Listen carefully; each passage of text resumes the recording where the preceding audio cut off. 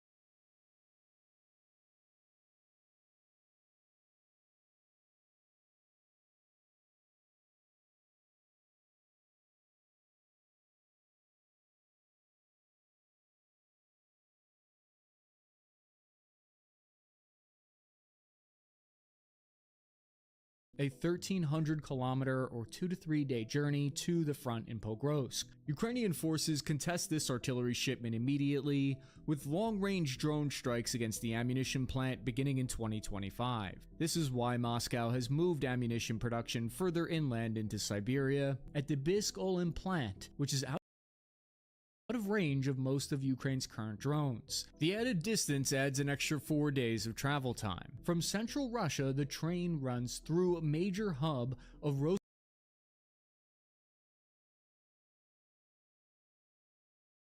range of most of Ukraine's current drones. The added distance adds an extra 4 days of travel time. From central Russia, the train runs through a major hub of Rostov-on-Don towards occupied Donbass. These junctions matter because it's another location where logistics can be further contested. In August 2025, Kyiv's HUR reported an increase in drone strikes on these rail hubs. The attacks don't stop the network, but they force reroutes and hour-long pauses. This route feeds larger depots around Donetsk city, and these depots are frequently targets for Ukrainian HIMARS, Storm Shadows, and one-way drone strikes. To mitigate this, Russia has opened new rail routes in 2025 to create redundancy. Russia revived and extended occupied territory rail corridors to shorten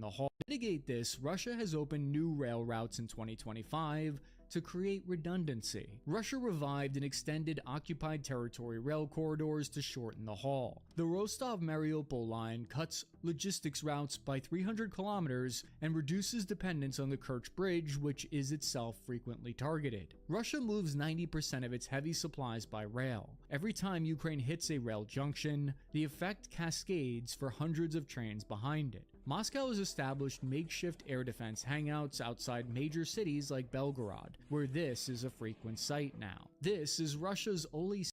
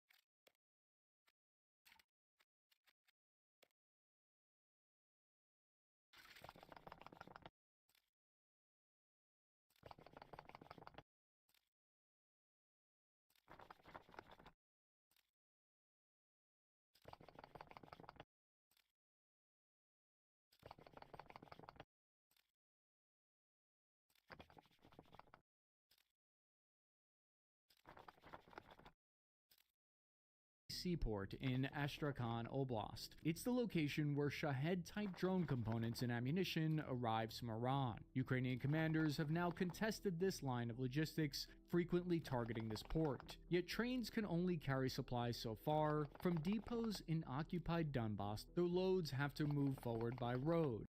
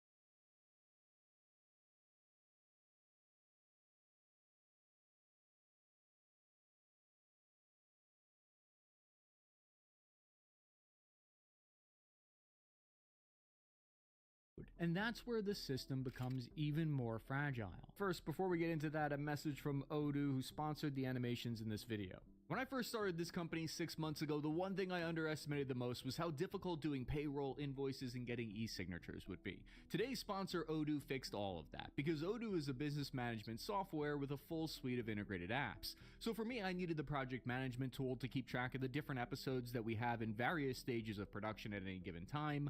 I'm usually coordinating between 4 people on each episode, so that helps a lot with communication. I added the accounting app so invoices and receipts don't get forgotten about, and as the channel has grown to 600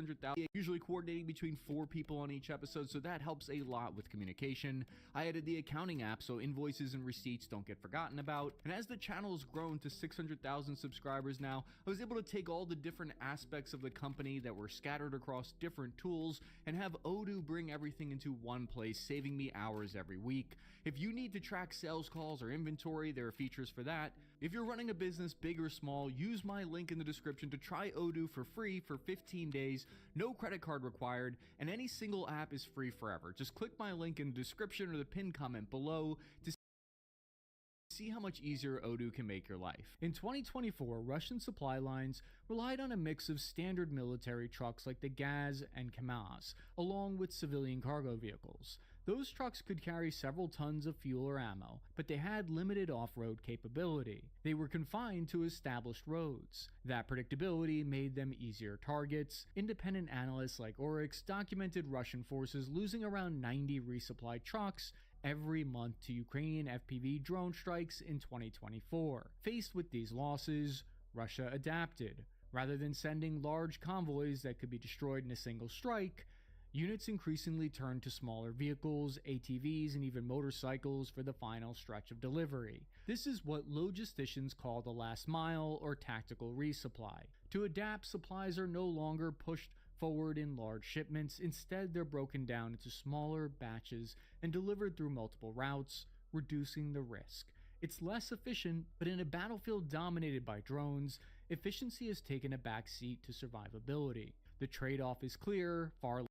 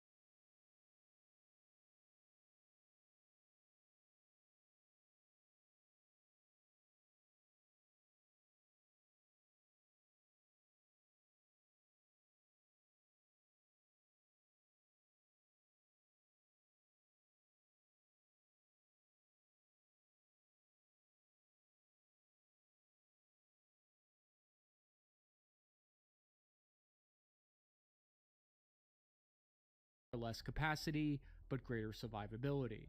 As a result, Russian resupply near the front now looks fragmented, moving in small packets. Within the last year, logistics has become the defining problem for the war in Ukraine for both armies. Ukraine estimates that half of its battlefield casualties now occur in this so-called last mile of tactical resupply. The situation for Russian forces is likely similar. So today, we're going to trace the journey of a single shipment of artillery ammunition for both armies, from their factory floor to the barrel of a cannon on the front, and learn exactly how and where that journey is contested. Every month, Russia has to supply their forces with an estimated 120,000 artillery shells. Their journey starts at the Svedleb plant in Nizhny Novgorod Oblast, a 1,300-kilometer or 2 to 3 day journey to the front in Pokrovsk. Ukrainian forces contest this artillery shipment immediately, with long-range drone strikes against the ammunition plant beginning in 2025. This is why Moscow has moved ammunition production further inland into Siberia, at the Bisk-Olin plant, which is out of range of most of Ukraine's current drones. The added distance adds an extra 4 days of travel time. From Central Russia, the train runs through a major hub of Rostov-on-Don towards occupied Donbass. These junctions matter because it's another location where logistics can be further contested. In August 2025, Kyiv's HUR reported an increase in drone strikes on these rail hubs. The attacks don't stop the network, but they force reroutes and hour-long pauses. This route feeds larger depots around Donetsk city, and these depots are frequently targets for Ukrainian HIMARS, Storm Shadows, and one-way drone strikes. To mitigate this, Russia has opened new rail routes in 2025 to create redundancy. Russia revived and extended occupied territory rail corridors to shorten the haul. The Rostov-Mariupol line cuts logistics routes by 300 kilometers and reduces dependence on the Kerch Bridge, which is itself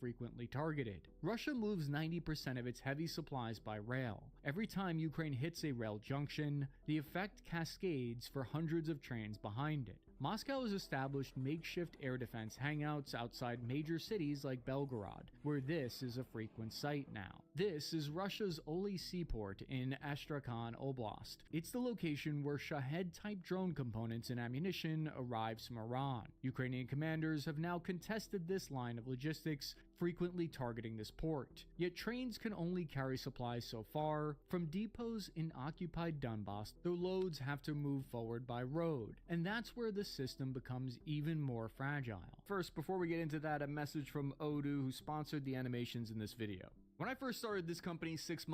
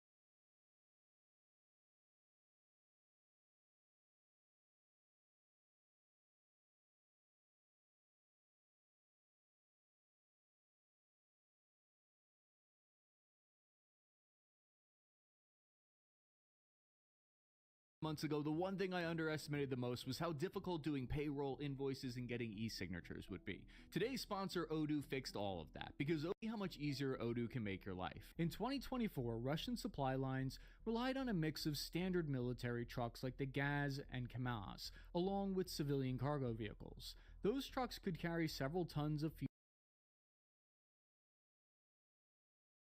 or ammo, but they had limited off-road capability. They were confined to established roads. That predictability made them easier targets. Independent analysts like Oryx documented Russian forces losing around 90 resupply trucks every month to Ukrainian FPV drone strikes in 2024. Faced with these losses, Russia adapted. Rather than sending large convoys that could be destroyed in a single strike, units increasingly turned to smaller vehicles, ATVs, and even motorcycles for the final stretch of delivery. This is what logisticians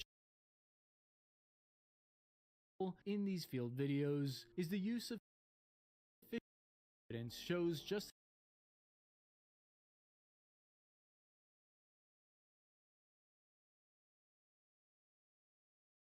rail. Every time Ukraine hits a rail junction, the effect cascades for hundreds of trains behind it. Moscow is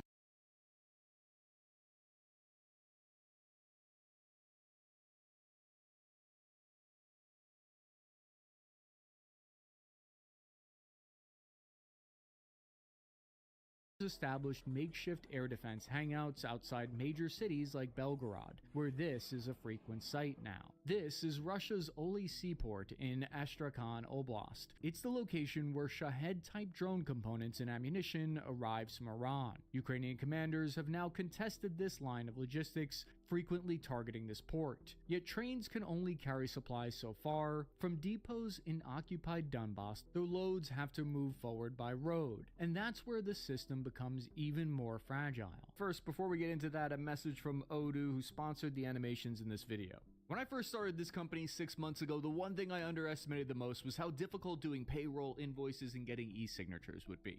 Today's sponsor, Odoo, fixed all of that, because Odoo is a business management software with a full suite of integrated apps. So for me, I needed the project management. See how much easier Odoo can make your life. In 2024, Russian supply lines relied on a mix of standard military trucks like the Gaz and Kamaz, along with civilian cargo vehicles. Those trucks could carry several tons of fuel or ammo, but they had limited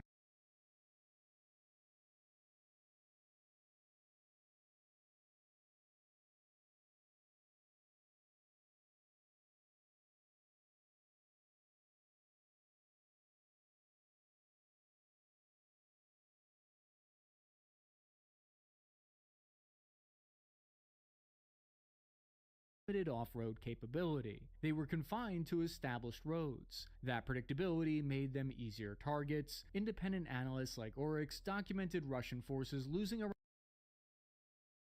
around 90 resupplied trucks every month to Ukrainian FPV drone strikes in 2024. Faced with these losses, Russia adapted. Rather than sending large convoys that could be destroyed in a single strike, units increasingly turned to smaller vehicles, ATVs, and even motorcycles for the final stretch of delivery. This is what logisticians call the last mile or tactical resupply. To adapt, supplies are no longer pushed forward in large shipments. Instead, they're broken down into smaller batches and delivered through multiple routes, reducing the risk. It's less efficient, but in a battlefield dominated by drones, efficiency has taken a backseat to survivability. The trade-off is clear: far less capacity, but greater survivability. As a result, Russian resupply near the front now looks fragmented, moving in small packets, mostly at night. Analysts estimate that supply runs that once averaged 4 deliveries per day to the front now are down to 1 or 2. By 2024, Ukrainian armed forces had also adapted to this new approach. In Kharkiv, for instance, they're using what's called mobile depots. That sounds like some kind of giant command center, but in reality it's a fleet of over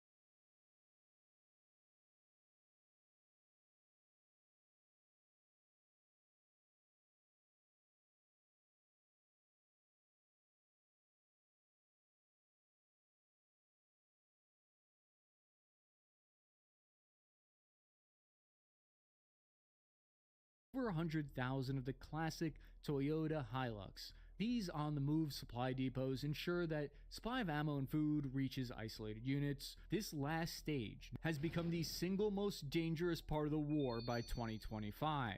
Military generals want their strategy that they can create to dictate how to use their logistics, but what we're observing in 2025 appears to be the opposite. Over the last year, Russia has deployed logistics itself as a weapon. The concept is using rolling pressure by shifting limited assault power across different parts of the front. Here's how it's done. Russia doesn't have unlimited, high-quality, elite infantry storm units, so it cycles its best assault groupings, which are typically their VDV airborne, naval infantry, and select motor rifle brigades, between hot sectors. The aim is to force Ukraine to chase fires, to force the opponent to move shells, EW kits, air defense sections, and reserves from one axis to the next continually, a process that's slower and riskier in a drone-saturated war. ISW and Reuters, reporting across summer and fall of 2025, described this sequential push phase. You may recall the Kharkiv push. Then troops were rotated by Russia to the line in Sumy and Kursk. Then Russian troops and equipment were rotated again to Pokrovsk most recently. In Ukraine, I saw the same elite striker quick reaction forces that fought in Kursk were redeployed to Pokrovsk. Russia's well-trained troops rotate in the same way. This is why having the momentum and being able to choose the time and place of battles is so important, because it's less logistics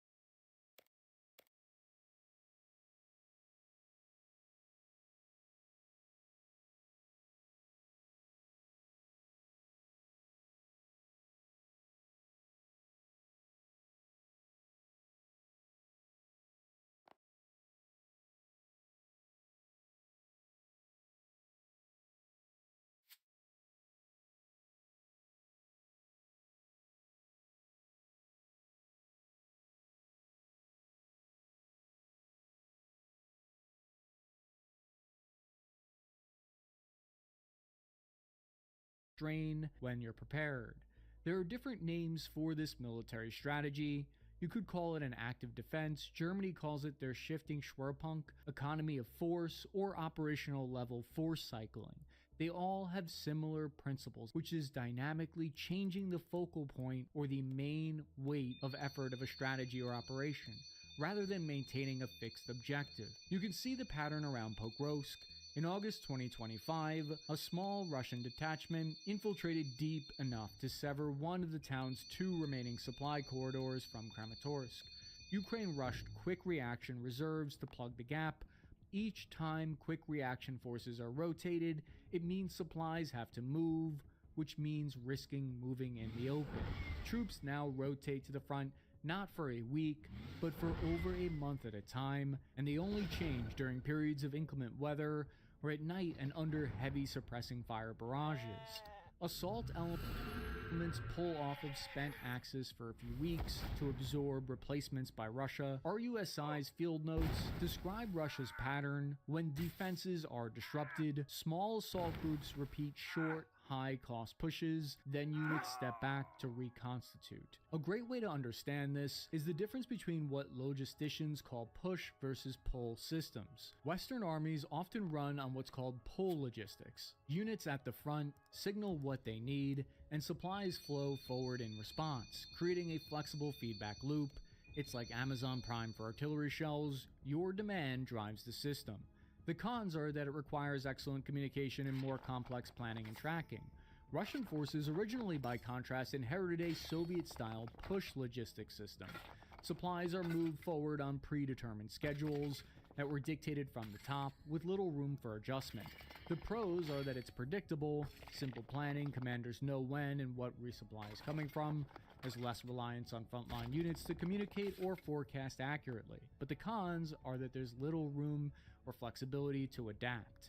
This is why they're now trying to move away from that to adapt to a drone-saturated battlefield. And the issue goes deeper. Russia's logistics core has far fewer trucks per unit than NATO equivalents and a much higher tooth-to-tail ratio, about 6 combat soldiers for every 1 support soldier, compared to the roughly 1 in 10 in the US Army. And the way Russia's tried to rebalance this is by turning foot soldiers into logisticians themselves with their ATV units. Rotating units through these same trenches has an unintended side effect as well. The soldiers who dig fighting positions with their own hands are rarely the ones who get to benefit from them. When a unit is forced to rotate, another rotates in, and often has to start the same work all over again. Both armies have to deal with this dilemma. The constant churn discourages the kind of deep fortifications that could make defensive lines more resilient. The broader pattern tracks with how the war itself has evolved.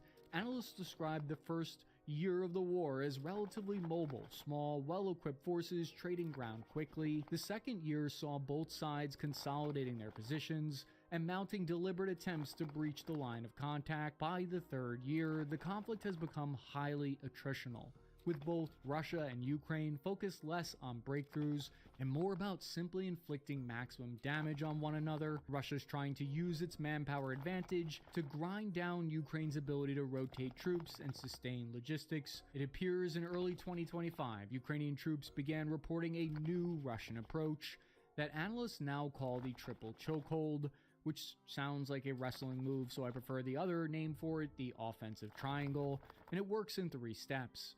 First, persistent small unit infiltrations, fix defenders along the line of contact, and force them to burn through ammunition. Second, drones, artillery, and scattered mines target the near-rear roads, casualty evacuation routes, and ammo points, making movement itself dangerous.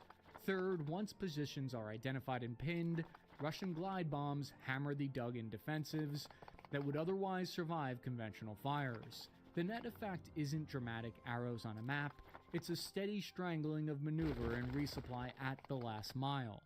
This creates a difficult dilemma. Should Ukraine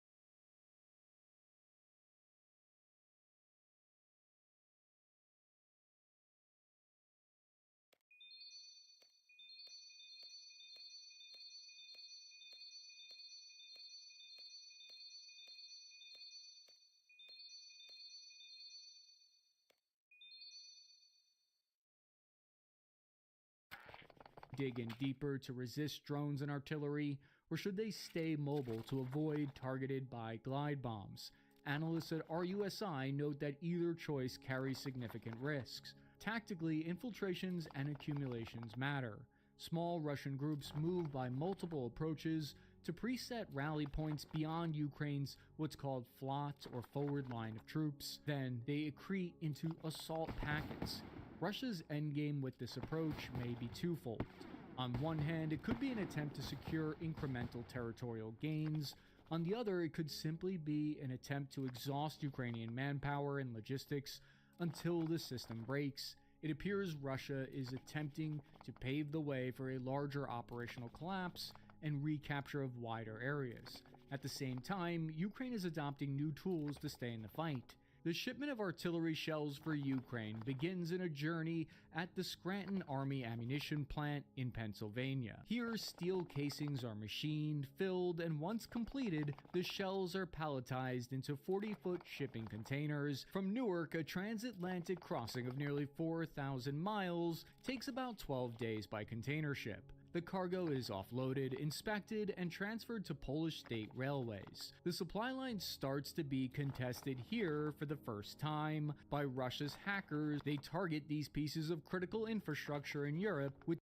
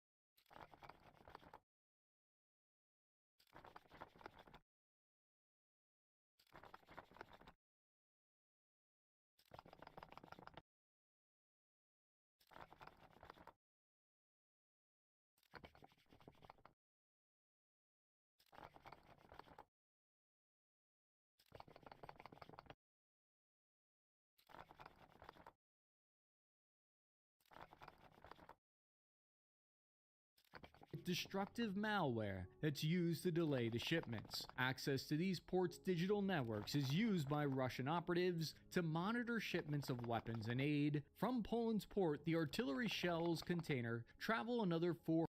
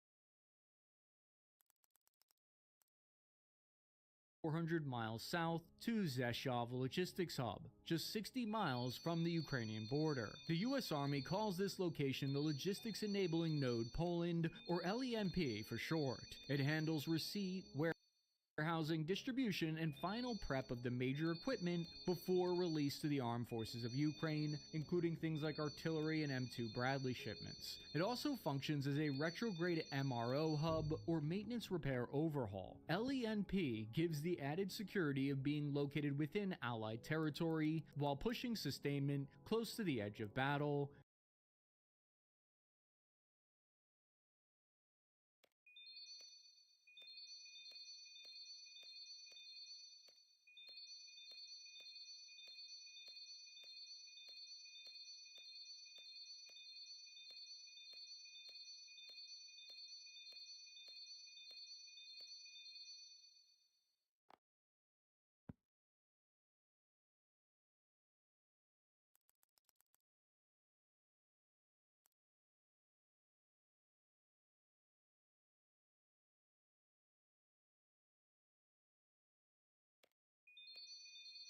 The U.S. Army's Defense Logistics Agency noted the Korova database is how Ukraine communicates its requests for ammunition to the entire Allied network in one transparent location that everyone can view. So if the artillery battery in Pokrovsk on the front line is authorized a shipment of 5,000 artillery shells, 2,000 of that can come from this shipment of the United States, and 3,000 can come from various European countries' contributions, and the Korova database coordinates this and puts it together. NATO has ringed this hub here in Poland with Patriot and NASAMS air defense systems and F-35s because roughly 80% of aid to Ukraine passes through here. With recent Russian fighter jets and drone incursions violating NATO airspace, Russia is starting to probe at and contest this part of the supply chain for the first time in 2025. From Rzeszów, trucks carry the artillery shell pallets east on the A4 motorway. Once inside, the state railway takes over. This lifeline to the outside world has for the first time come under attack starting in 2025.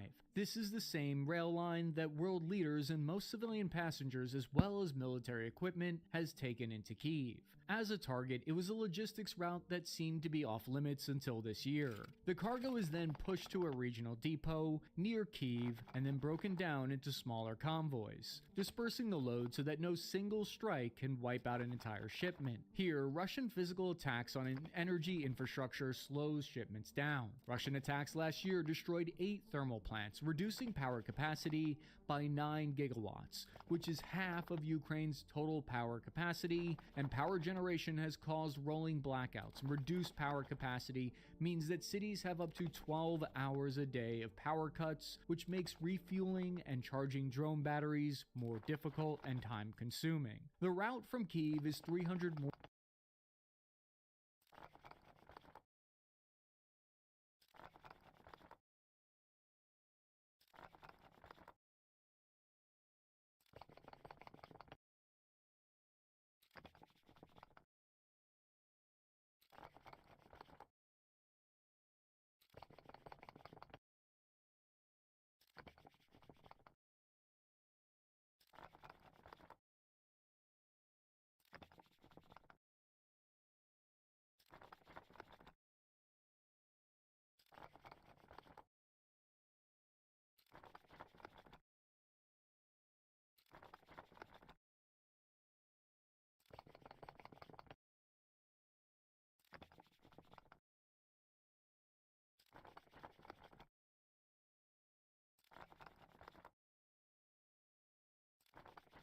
more miles along the E40 highway to the city of Dnipro. Finally, the last leg follows the M40 highway another 120 miles to reach the town of Pokrovsk at the front. By this point, the shells have traveled nearly 5,000 miles from the factory floor in Pennsylvania to within striking distance of the Eastern Front. The economics are stark. A single FPV drone costing only a few $100s can disable a truck carrying tens of thousands of dollars in ammunition. That imbalance is what makes this stage of delivery not just dangerous, but decisive.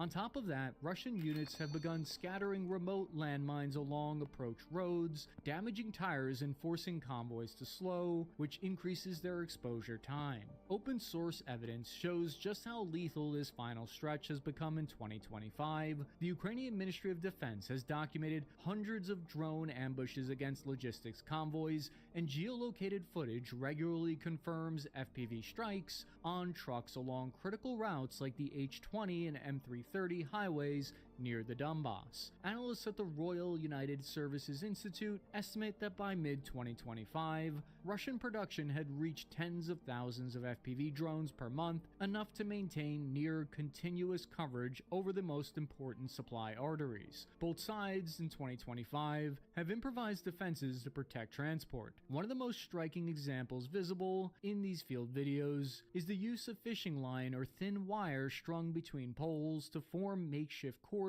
or tunnels for supply trucks, designed to snag or deflect incoming drones, but these barriers rarely last long. Supply posts are themselves frequent targets, and OSINT footage shows they're often destroyed within hours, forcing units to rebuild them every night just to maintain passage. Marco and Julia work for the Alher Logistics company that runs supplies through Ukraine, and they said in an interview long convoys of trucks are currently prohibited as they are potential targets. Deliveries have to be smaller now. The same applies to rail transport. We don't have many rail cars available at the moment, and the state company can only provide a limited number. Once the supplies pass as far east as Kyiv along the highways, each kilometer east becomes far more deadly, and the roads become more pocked with craters and explosives. Furthermore, the supply trucks are stopped at frequent checkpoints that require rotating passwords every few kilometers, designed to stop Russian saboteurs, which has the downside of also slowing supplies down.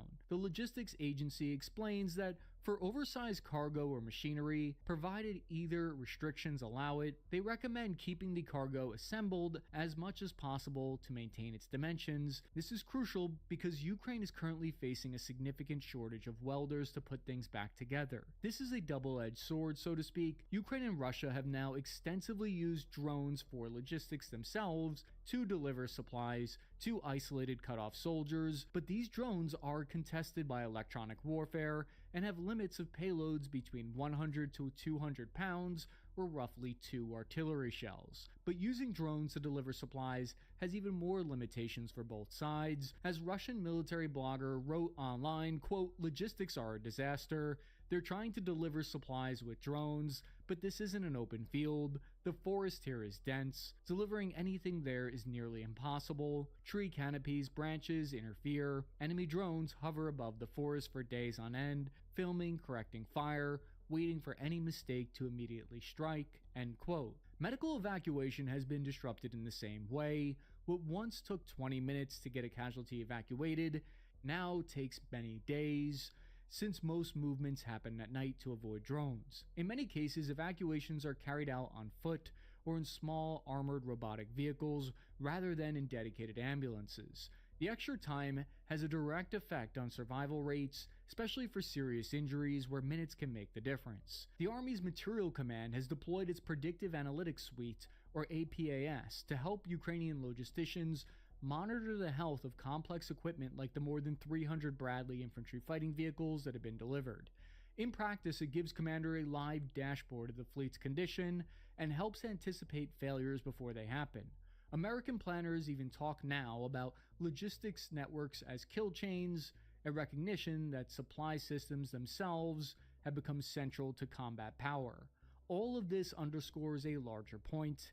In this war of attrition, where territorial gains are limited and costly, disrupting supply lines has become just as important as the tactical movements on the ground. The result is that as the third year has moved firmly into a war of attrition, logistics has become even more contested than the battlefield itself. The challenge is safely getting weapons and ammo distributed to the thousands of fighting positions, bunkers, and trench lines scattered across the over 1,250 kilometers or 800-mile long front line.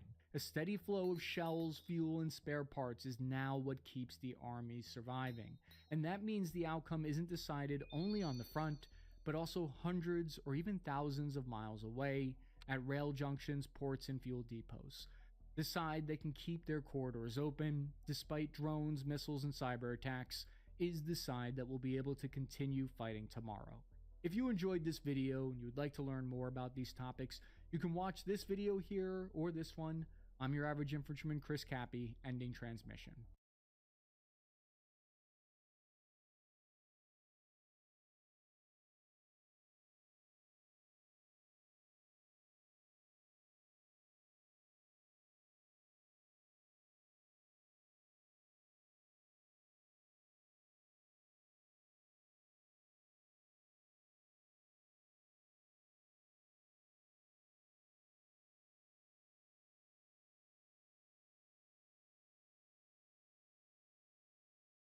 This is China's next generation main battle tank, the Type 100, that was first unveiled during their massive World War II Victory Day parade. With its smaller 105mm cannon, radar sensors all over the turret, and unmanned companion support vehicles, in many ways it's a radical departure from both Western and Russian tank designs. But in some other ways, it reveals a convergence towards similar capabilities that all of these so-called 4th generation tanks are showcasing. Namely that each tanker now gets an advanced comfort pillow. We'll see how the Type 100 actually represents a nearly 7 decades long journey of evolving Chinese tank philosophy and how main battle tanks have come to represent a nation's prestige. As Sun Tzu once said, just as water retains no constant shape, so in warfare there are no constant conditions. He also said anyone who quotes Sun Tzu is a total hack. But I think the Type 100 really embodies that philosophy of change at its heart. Can the Type 100 survive a battlefield like Ukraine that's lousy with enemy drones today? How has Chinese tank development through the ages landed on these specific capabilities? Let's find out. I just found out I was being charged $15 every month for an old workout app that I haven't used in over 2 years. I felt violated.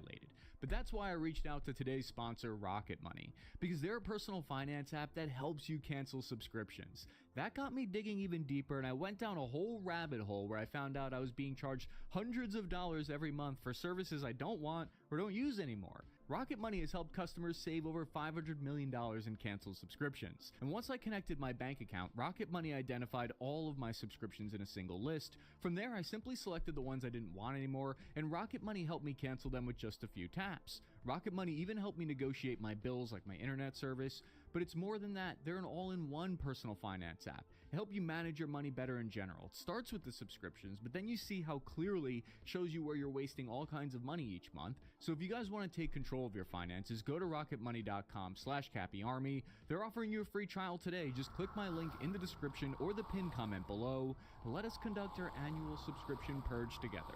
This is China's Tank Factory 617, also known as Number 1 Machinery Plant or Boto Factory. It was created in 1954, and since then it's the one and only main battle tank factory in all of China. It seems like a random remote location, but it's only 120 kilometers away from the Bayan-Obo rare earth iron ore fields. This is where they mine for steel to cast the hulls of the Type 100 tank. The factory is Costco levels of gigantic, with over 20,000 employees, and it houses 5,000 R&D team members, and it covers 20 square kilometers. But it wasn't always this huge, and this declassified American intelligence document shows that they've been closely monitoring the site since at least 1966, when spy planes flew over and tracked every time they expanded or upgraded it.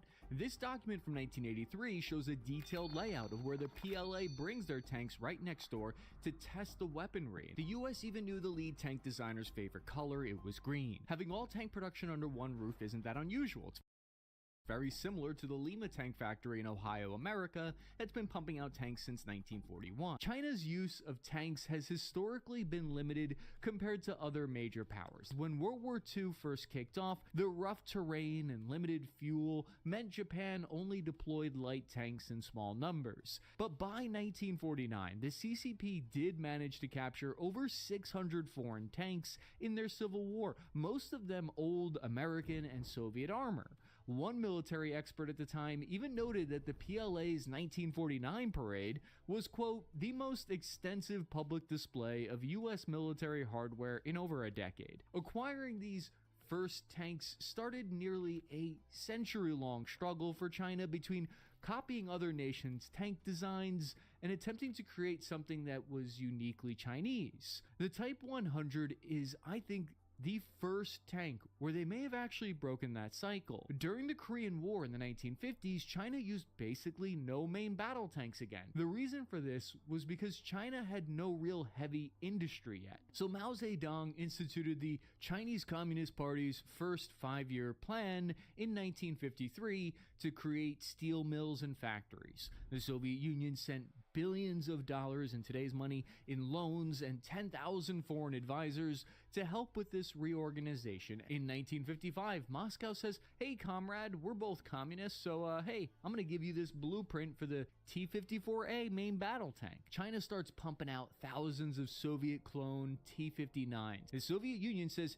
"Hey, you wouldn't ever use those tanks against us, would you, comrade?" And China says, "No, of course not." Then they do. The T-59s were then turned around and used against the Soviet Union in 1969, when Beijing engages in its one and only meaningful tank-on-tank combat in history. The fight takes place on this frozen sliver of land, the Ussuri River. The Soviets send 4 of their newest secret T-62 main battle tanks, and they engage with the older Chinese T-59 technology. But one of the Soviet T-62 tanks runs over a landmine as it crosses the frozen river, and it's disabled. The two sides fight over the husk of the dead tank for months, but finally the Chinese Navy successfully recovers it. Finders keepers, losers weepers. The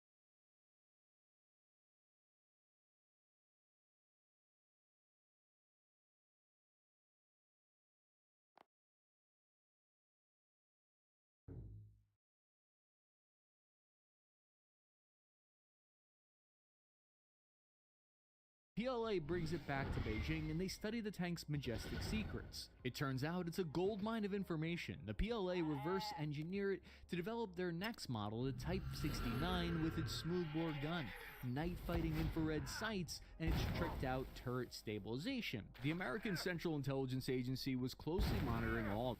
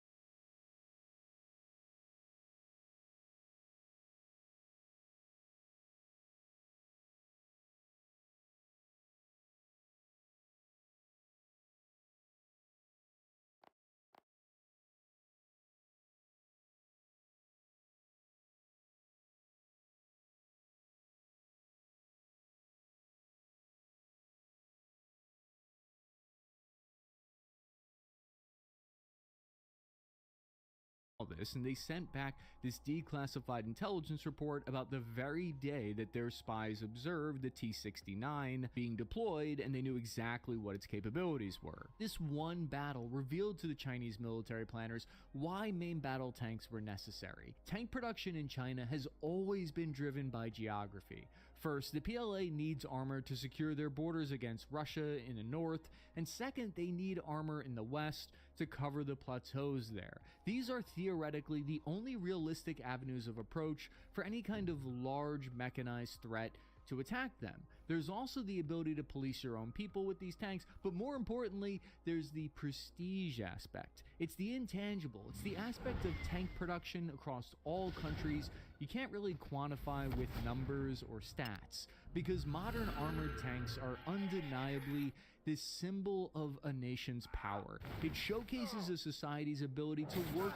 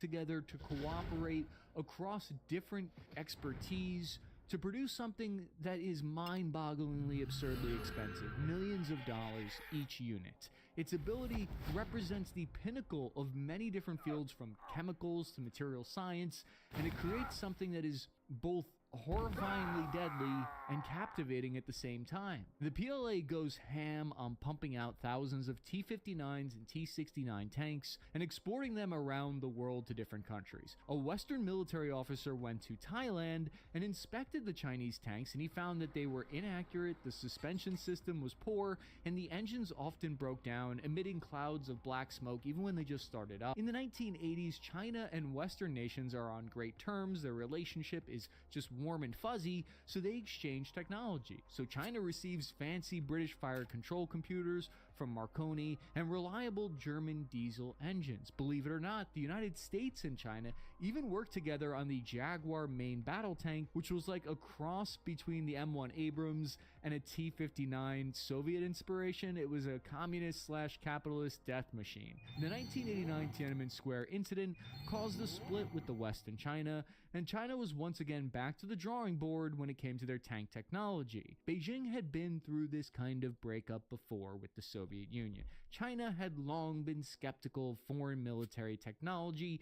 The Qin dynasty officials from back in the day even have a famous quote saying, quote, "Chinese learning for substance, Western learning for use," end quote. In the 1990s, we see Tank Factory 617 is absorbed into the giant state-owned defense conglomerate China North Industries Group Corporation, also known as Norinco. Norinco is what would happen if Lockheed Martin, Raytheon, General Dynamics, Northrop Grumman, and Boeing in America all had a big war baby together. Norinco began standardizing designs, and they hit their first great leap forward, so to speak, in the T-96 and heavier T-99 tanks. This bad boy has composite armor, digital fire control systems, and it can actually shoot while on the move, but it's still heavily influenced by Russia's T-72 and just their whole T-series of tanks, which brings us to today, with this next generation Type 100 or ZTZ 100, and its development story is really unusual compared to past models. It reportedly started more than a decade ago, as early as 2012, under the direction of what's called the Northern Vehicle Research Institute, or number 201 in China. This is their main ground combat research and development center. It's kind of like China's Skunk Works or DARPA, but for vehicles, but it's run very, very differently, because instead of relying on private contractors, number 201 controls the entire design pipeline from initial concept sketches to prototypes before Norinco finally produces it. It's a leftover form of that Chinese central planning that hasn't left since the first 5-year plan. What's really unusual though, I think, is how mysterious the T100 whole project is. It was only mentioned briefly in a 2016 show on China's state TV, then nearly 10 years of radio silence before this parade, and only a few blurry photos of it existed, like Bigfoot or the Loch Ness Monster before that circulated online under the designation ZTZ201 on obscure Chinese defense forums, so you might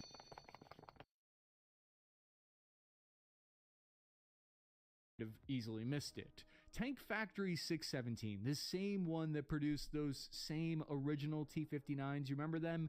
They were then also chosen to produce this new next generation T100. The first thing that stood out is it's noticeably smaller at 40 tons, putting it in what's called the medium tank category. It appears to be 7 meters long and 2 meters high, making its hull and turret taller than previous main battle tanks. The side skirts have been reshaped for increased fragmentation deflection. Its tactics and capabilities are built around this key aspect of lower weight though. Thus, we should seize the opportunity to make a substantial study of all kinds of foreign machines and weapons in order to learn their secret completely. In times of disturbances, it can be used to oppose aggression, and in times of peace, they can show our prestige. One of the things making it lighter is its unmanned turret and smaller 105mm cannon. This is a major departure from larger 125 or 120 millimeter cannons that the Russians and American tanks have. Why the smaller size? Chinese media claims that recent advances in tank ammunition propellant,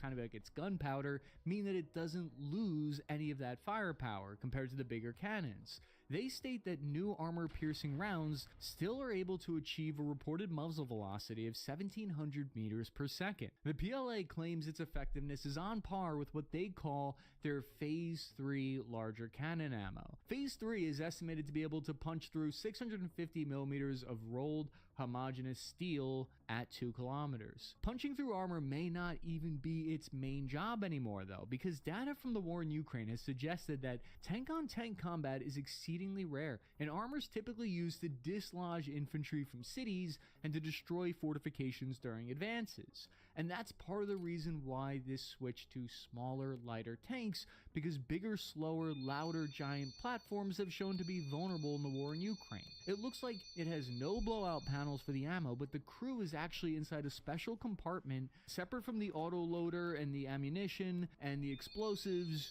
and this compartment is more heavily armored. It's interesting to note the crew's been reduced from 4 in Russian tanks down to either 2 or 3 members here, which can be an advantage or a disadvantage because that means more workload, more jobs on just 2 team members who are taking care of an entire tank. The lighter weight has a trade-off, of course, because the Type 100 is more vulnerable with less armor. It'll be exposed when taking autocannon fire on its flanks. Chinese sources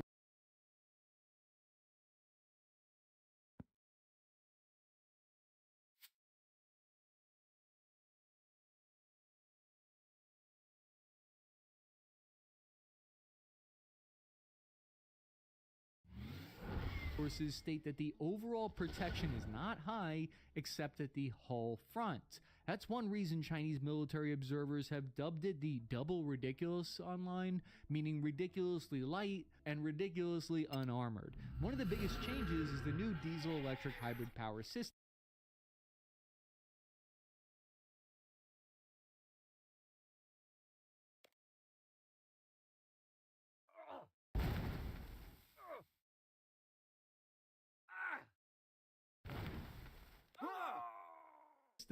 That generates 1,500 horsepower. Electric motors have the advantage of allowing the tank to reverse quicker, which helps tanks fire and then retreat back into defensive protection. More importantly though, it's that extra juice that it generates. Exact numbers are classified of course, but there are estimates that these type of hybrid systems generate maybe 50% higher electrical capacity, which as we'll see is very important in a minute. Something really unusual with this release is we're hearing from actual PLA soldiers. So Wang Kun, who is a crew member of a T-100, spoke to the media saying that this hybrid engine, they're capable of approaching the enemy in silence in specific environments. The way to understand the Type 100 tactics is by looking at its mysterious new support vehicle, which appears to be kind of a whole new category of tanks that aren't tanks. It's like if your tank had an emotional support animal armed with an autocannon. The support vehicle carries 3 soldiers only, so less than a squad, but they can dismount and they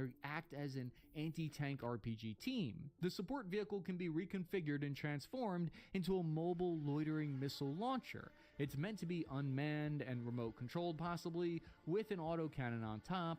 And this is what 4th generation tank warfare is supposedly all about. It's where the principles of all future tanks in the West and in China seem to converge on these very specific set of principles. The similarities, the themes that they share across the board between US and Chinese tanks are they're smaller now, active protection systems, and network warfare. In the past, tank generations were basically referred to based on how big the cannon was and how thick its armor was, but that's no longer the case. That's not the trend that we're seeing anymore. The support vehicle's job, in theory, is to scout ahead, tag targets, put a little Dorito red mark over them, and feed it to the infantry's platoon network, so you have a big battlefield picture of what's going on. It's a spotter that works to route the whole team's kill chain. It launches surveillance drones right off the back of the vehicle to push surveillance 10 kilometers past where they are. It also works as a counter UAV defense umbrella.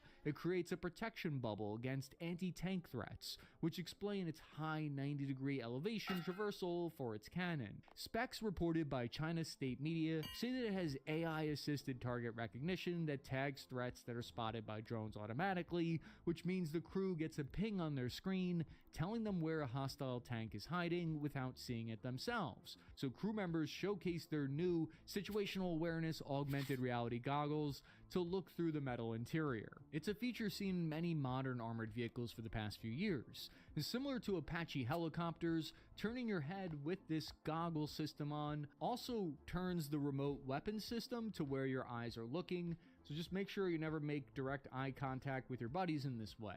Demo footage of the Type 100 has also been unlike anything I've seen from the PLA. It's similar to the demo footage that we see coming out of the Pentagon recently. It seems like they all use the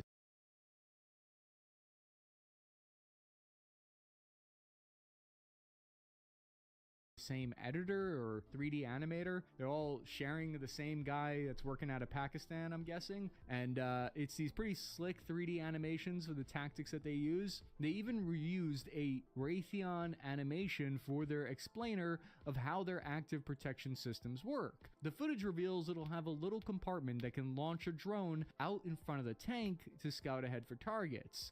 A lot of the demo footage for the Type 100 doesn't show the tank firing its main gun. It shows something we almost never see: the hard kill defensive knocking out live incoming threats.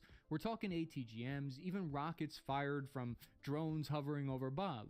That's something of a first that's been publicly released, video evidence that China's active protection system, according to these videos, actually works. Now, at a first glance, the Type 100 setup looks like a copy of the Trophy or the American active protection systems, but if you dig a little deeper for that bone, it's actually different. Instead of blasting out a shotgun-like spread of metal pellet fragments to shred the warhead at close range, China's GL-6 system fires mini missiles. Each interceptor has its own propellant, so it operates under its own drive, almost like a mini VLS launch cell wrapped around the turret. The design is pretty unusual. I've never seen anything quite like it on an operational tank. And what does that mean? In theory, this approach could let the system engage threats further out than pellet charges ever could, maybe even small drones further away. Because each interceptor can be angled upward, it has a chance of swatting down some of the Western-style top attack munitions like javelins, which are notoriously hard to stop with older APS tech. The whole thing is cued by 4 radar arrays, giving the tank full 360-degree coverage. It's a concept that feels closer to South Korea's KAPS active protection system, or even the United States quick kill program that I believe Raytheon worked on back in the 2000s. And if it works as advertised, it explains why Chinese media calls the Type 100 this mini Aegis destroyer on land, that it doubles as a kind of short-range air defense system. Now, cosmetically, the Type 100 looks closer to maybe a Russian T-14 next-gen tank, but under the hood, all of its sensors and its tactics, it's more in common with the NATO and Western philosophy of warfare. According to CCT reports, this isn't just a one-off. They claim that the Type 100 is going to be the core strength of the PLA ground force on future battlefields. At the end of the day, the older Type 99 still led the parade, though. The Type 99 was still the centerpiece of their entire armored display to the public. Why is that? Because the Type 100 is extremely expensive. Who knows how much it'll cost? And Chinese sources claim that wide-scale production is not yet feasible, and that the PLA is still testing the concept on network-centric warfare. What it does show is that either way, China has the ability to quickly adapt and field the tank prototype based on something they seem to have already been working on. And that is an answer to some of the ways that armored warfare has changed since the proliferation of drone combat. If you like this video, check out this one here. I think you'll really dig it. I'm your average infantryman, Chris Cappy. Please remember to hit the like and subscribe button if you haven't. Last winter, a series of duels took place in an icy field in the no man's land of the Russo-Ukrainian war. The backdrop was both stark and, for Ukrainians, appropriate. A field that would in summertime have been filled with bright yellow sunflowers was marked only by the dark, dry stalks jutting through the white snow. The duels on the Kursk section of the front took place not between soldier and soldier in the sense which any infantryman of the past century would have recognized it, but between men and drones, unmanned aerial vehicles or UAVs, each one carrying an explosive charge and steered by pilots several kilometers away. The drones rush at soldiers scrambling to save themselves. In one video, a pilot steers his drone between 2 of the soldiers, but in a panic, one tries to shoot the drone down. But the burst flies past the tiny, fast-moving quadcopter and hits his comrade instead. Russia's full-scale invasion of Ukraine has become the crucible in which a new kind of remote control warfare is being developed, and the range of tasks to which drones are applied now extends far beyond plowing into enemy soldiers. In June, small quadcopters planted by Ukrainian intelligence and piloted from inside Ukraine flew out of trucks deep inside Russia and destroyed at least 20 aircraft of Russia's strategic aviation.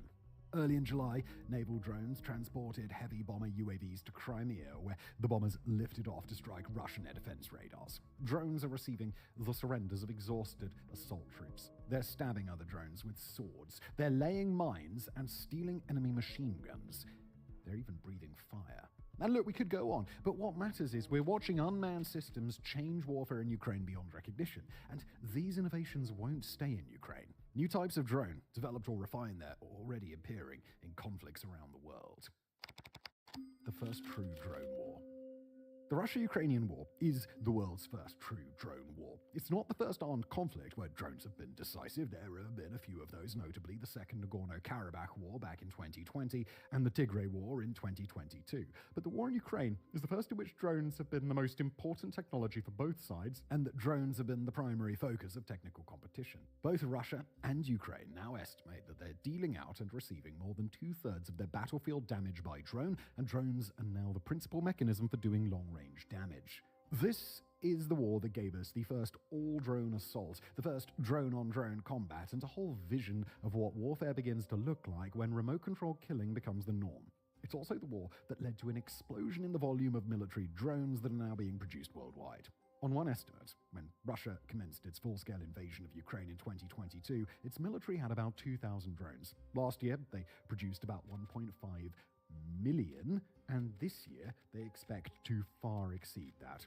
Ukraine, for its part, plans to produce 4.5 million. And the number of expected military drone pilots, many of whom will be unemployed when the war ends, will have increased in proportion. It's a war that hasn't just used military drones at a massive scale, but also transformed them through a frantic process of innovation, industry, adaptation, and counter-adaptation. The drone innovation ecosystem in Ukraine is a chaotic jumble of civil society or private sector startups using 3D printers, machine learning algorithms, and a move fast break things ethos. They're backed by billions of dollars provided by the Ukrainian state and partnerships with European companies, both vast and specialist. On the Russian side, the state's role is bigger, but private sector accelerators also play their part. And all this makes it sound very modern, even futuristic. And that really is part of the story. But the ecosystem also looks like soldiers melting TNT on an open-air camp stove or loading a remote-control miniature tractor with anti-tank mines to see what happens. It looks like contraptions that could have been invented and produced by the sort of people who used to go on robot wars and are now turning all that creativity to a clash of cataclysmic human proportions. Training for drone warfare could look like sophisticated physics simulators or VR headsets or whatever this is. This is a story in which the huge variety of different innovations is as much of a story as the leading innovations themselves, because each one, however marginal in the total picture today, opens up possibilities that a few years ago could only be found in military science fiction. So how did we get here? Drone combat before 2022. Before February 2022, to simplify a bit, there were two predominant types of drone warfare, one originated by states and the other by non-state actors. The state version of drone warfare was exemplified by the United States of America during the 2-decade-long strategic clusterfuck popularly known as the Global War on Terror. Their main tool was the Predator, a so-called medium-altitude long-endurance or MALE drone, large, slow-moving, comparable in size to a fighter jet, but a lot cheaper and able to patrol for many hours at a time before releasing its missiles at the command of a pilot at thousands of kilometers away. They were vulnerable to air defense assets of moderate sophistication, but in Iraq, Afghanistan, Pakistan, Yemen, and Somalia, the US was chasing militants who couldn't do much more than fire rifles uselessly at the tiny buzzing dot in the sky. This was the first age of drone warfare, and it became associated with extreme asymmetry, as well as the civilian casualties produced by mistaken strikes, especially on weddings and other rural gatherings. The second age was inaugurated by a series of middle powers who decided to build their own Predator equivalents, albeit usually smaller and less powerful. These came from Israel, Iran, Turkey, and China. Of course, of these, Turkey's Bayraktar TB2 became the most notorious, especially when it seemed to turn the course of 3 short, sharp, decisive conflicts in the year 2020. TB2s allowed the Libyan government to defend their capital from the warlord Khalifa Haftar, Turkey to defeat Bashar al-Assad in northern Syria at minimal cost, and Azerbaijan to seize a swath of territory from Armenia. Crucially, in each case, the TB2 was deployed in tandem with Turkey's Coral system, radar detector and jammer with a purported 200-kilometer range which allowed the air defense systems used by each opponent to be neutralized. Not long after, Ethiopia began to deploy Turkish, Iranian, and Chinese drones against rebels in Tigray, turning the tide of one of this century's cruelest wars in favor of the government. Non-state armed groups in the Middle East pioneered their own approach beginning around the autumn of 2014 when Hezbollah claimed to have dropped munitions from a drone onto a group of Syrian rebels opposed to Bashar al-Assad. A couple of years later, the first kamikaze drone made from a commercial hobby drone was used, and in this case, we regret to inform you that you gotta hand it to the terror group ISIS, who ploughed their contraption into a checkpoint in Iraq in early October 2016, killing no one but destroying some infrastructure. Well done, ISIS! Now, none of these armed groups who experimented with improvised combat drones during this time, which included Hamas, the Houthis, and the PKK, were able to use them to fundamentally alter their position. Most failed to deploy drones at scale and were at a huge asymmetric disadvantage in every other dimension. Even ISIS, who used grenade-dropping quadcopters extensively during their retreat through Mosul in 2017, was always on the back foot.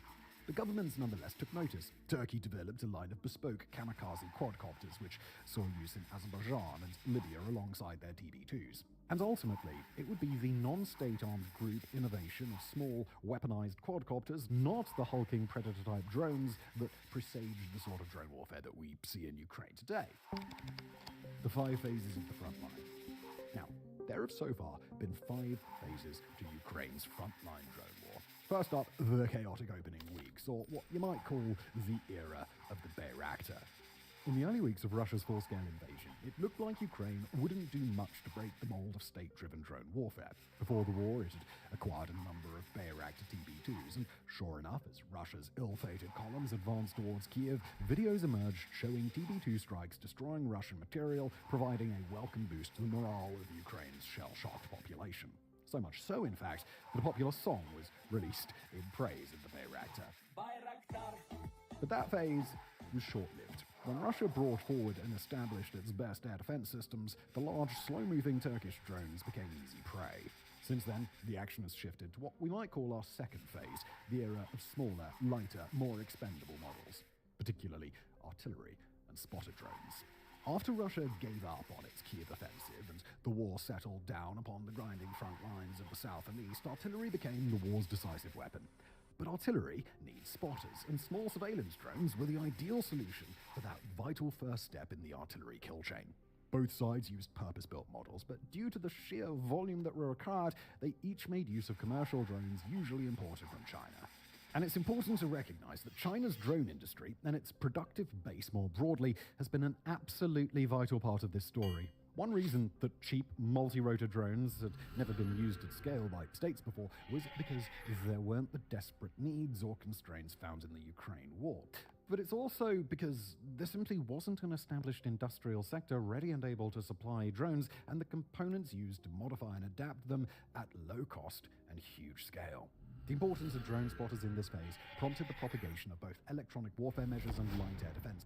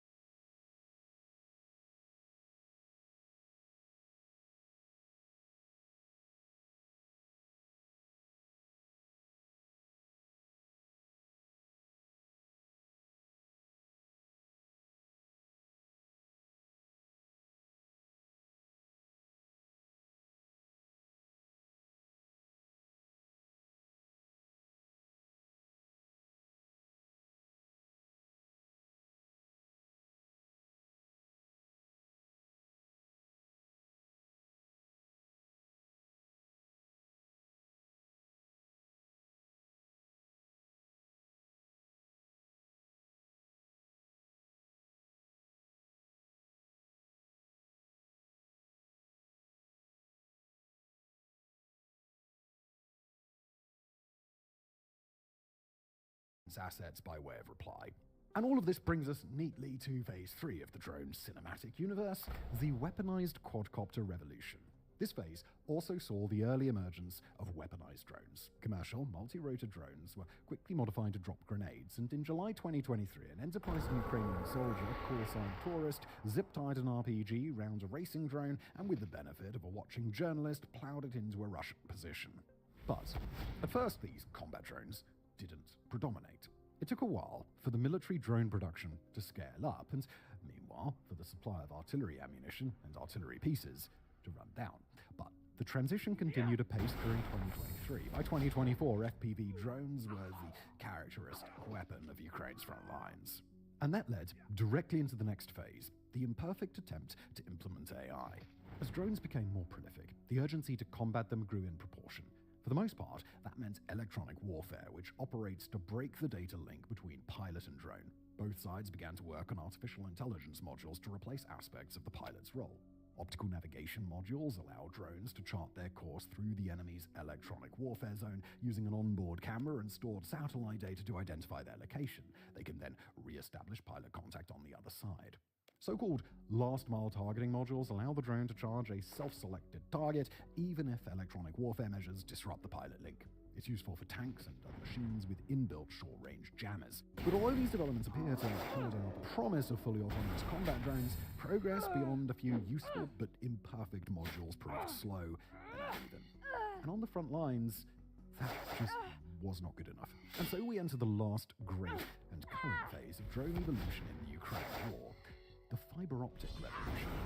This is the era when a Russian drone developer had the bright idea of circumventing the whole electronic warfare question entirely by replacing radio control with a spool of fiber optic cable. Fiber optic drones first appeared in August 2024 and by mid-2025 are the single most desired drone assets on the front line, although it does turn out it's possible to counteract them with anti-drone scissors. Ukraine is trying to catch up, but the reality is that this time Russia is ahead of the learning curve, and that advantage is taking its toll on Ukraine's hard-pressed defensive line. And so we arrive at today. Some parts of the front lines of southern and eastern Ukraine are crisscrossed with a spider's web of plastic fibers, glimmering in the slanting light of dusk or dawn. But every other phase of the drone revolution is still present. Drones still pick out targets for artillery. Machine learning modules continue to be developed and deployed, and even the TB2 still gets the odd outing, as demonstrated by a recent strike near Kherson. Innovation is still accelerating at pace, branching out to new areas and optimizing old ones. But before we talk about that, let's take stock of how these new technologies have transformed the war between the two parties. Defining Ukraine's drone revolution. If this is the leading edge of a military revolution, what sort of revolution is it? And what might it mean for the rest of the world? Now, during the first year of drone warfare, public commentary concerned the moral dangers implicit with the ease, risklessness, and abstraction of killing of pilots who did not comprehend their targets as human, just a few distant and personalized persons. In Ukraine, the risk asymmetry is reduced but not disappeared. Frontline drone operators still have to be close enough to the front lines that their positions can be struck if their location is identified, but they can stay in a dugout while they pilot. For most of human history, war has consisted primarily of a series of contests between infantrymen, which were two-sided in the sense that each one was vulnerable to the same human soldier who he was trying to kill. But the Ukrainian version of drone warfare shifts this emphasis. Warfare becomes instead primarily a series of interlocking but one-sided contests between relative safety and prey whose best-case scenario is survival. Reportedly, some veteran soldiers, both the Russian and Ukrainian side, are struck by the gamified mentality which drone warfare encourages among newer operators who have never known anything different. But today's drones provide a much more intimate, close-up view of the enemy to their operator than did the Predators and the TB2s that were the primary instruments of drone warfare only 4 years ago. It's not uncommon for FPV drones to catch a close-up of a target soldier's face in the last moments before the killing blow, an experience that hasn't been usual since the advent of the musket. Surveillance or bomber drones sometimes catch moments of absolute desperation that have previously been invisible, lone soldiers giving up in the most final way. Several old videos appear to show Russian soldiers who've been told off to freeze, drones being seen like how to seek It's a rumor, a practical joke. The effects are deadly. A bigger challenge, though, might be the rise of the so-called transparent battlefield. When militaries around the world turn their eyes to Ukraine, all their focus is on the sorts of technology that are making an impact and what they need to do to develop or acquire some version of that capacity. But on a more abstract level, they see drone warfare in Ukraine as an expression of a concept often referred to as battlefield transparency, the idea that anything that moves can be located and therefore destroyed. A video shot on the Russian side of the Pokrovsk front in January shows what the concept means from the point of view of a soldier tasked with running the gauntlet to and from frontline positions. He plows down a rutted road on a quad bike, swearing. He revs past husk after husk of wrecked vehicles, some still licked by flames. Occasionally, he passes other soldiers, limping along in ones or twos. As something explodes a few meters to his right, he just keeps on gunning the engine. A couple of months earlier, a video shows a nearby stretch of road from the point of view of Ukraine. On both sides, the soldiers journey from the rear, front dugouts, and passing through a 10 or 20 kilometer dangerous area which drones roam considerably. According to one Russian, it's in this zone that they make more than 60% of their effective strikes. The transparent battlefield idea is that militaries have the capacity to identify the presence and location of enemy elements at ranges of up to several or even several dozen kilometers in real time with astounding precision, and then, so the theory goes, strike them rapidly. In principle, this isn't just about drones. A whole host of tools could contribute. Multispectral cameras, networked microphones, and radar and other assets can be deployed through a variety of platforms and triangulated with satellite imagery and signals intelligence. And in Ukraine, all of these devices are being used inside. But it's the mobility and expendability of drones, especially unmanned aerial vehicles or UAVs, as hosts for sensors that have been closer to establishing transparency on the battlefield and peer-to-peer conflict engagement. The result has been roughly as theorists predicted it would be when they discussed this idea in the 1980s. Because large vehicles and groups of soldiers are easy to spot and destroy, formations are leader and succeed detection in some combination of dispersal, concealment, and detection. In the words of Ukraine's former armed forces chief Valery Zaluzhny, classic offensive operations and offensive actions have not only lost their effectiveness, but have become almost suicidal. End quote. It's a sort of war that favors the defense. Concentration of forces can operate at the strategic level. There are many more Russian soldiers in Donetsk than Zaporizhzhia, for example. But at the tactical or even operational levels, concentration can be fatal. Russia's dirt bike-mounted assault units, which might deploy fewer than a handful of bikers at once, spread out over a wide arc of front and are an effort to find survivability in rapidity and dispersion. And drones are making the Ukrainian battlefield transparent in other ways too. For the first time in any war, most killing is done on camera, and sometimes from multiple angles. Select videos are released by each side to encourage and inflame public opinion, and even to fundraise.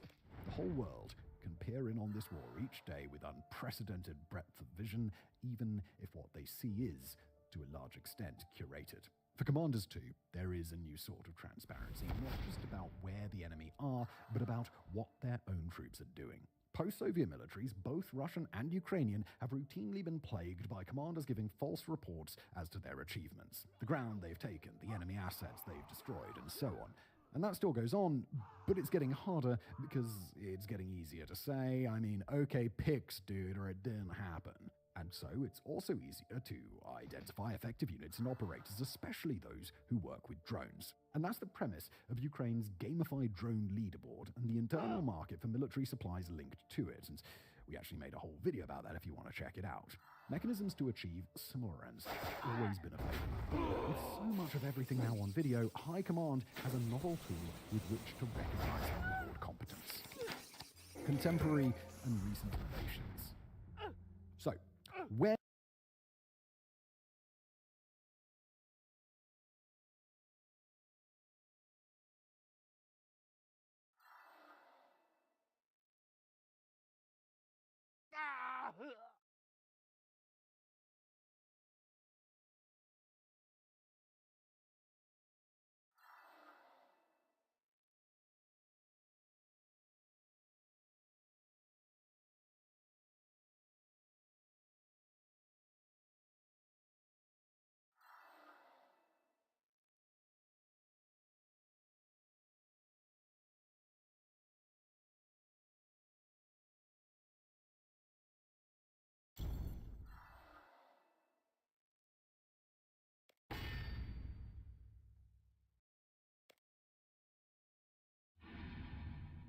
is innovation heading now?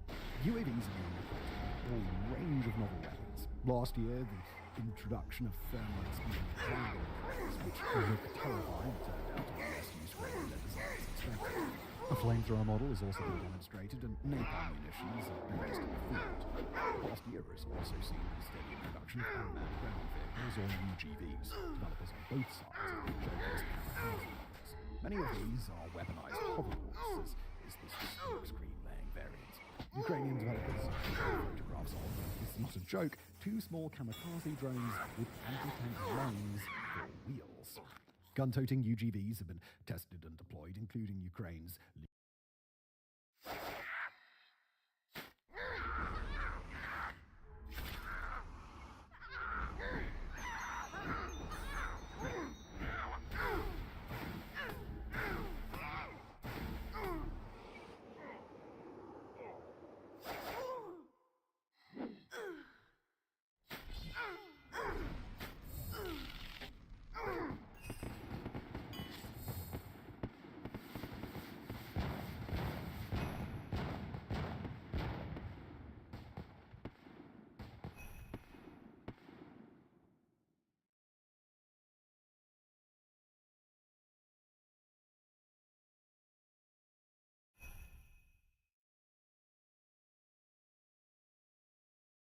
or Fury model.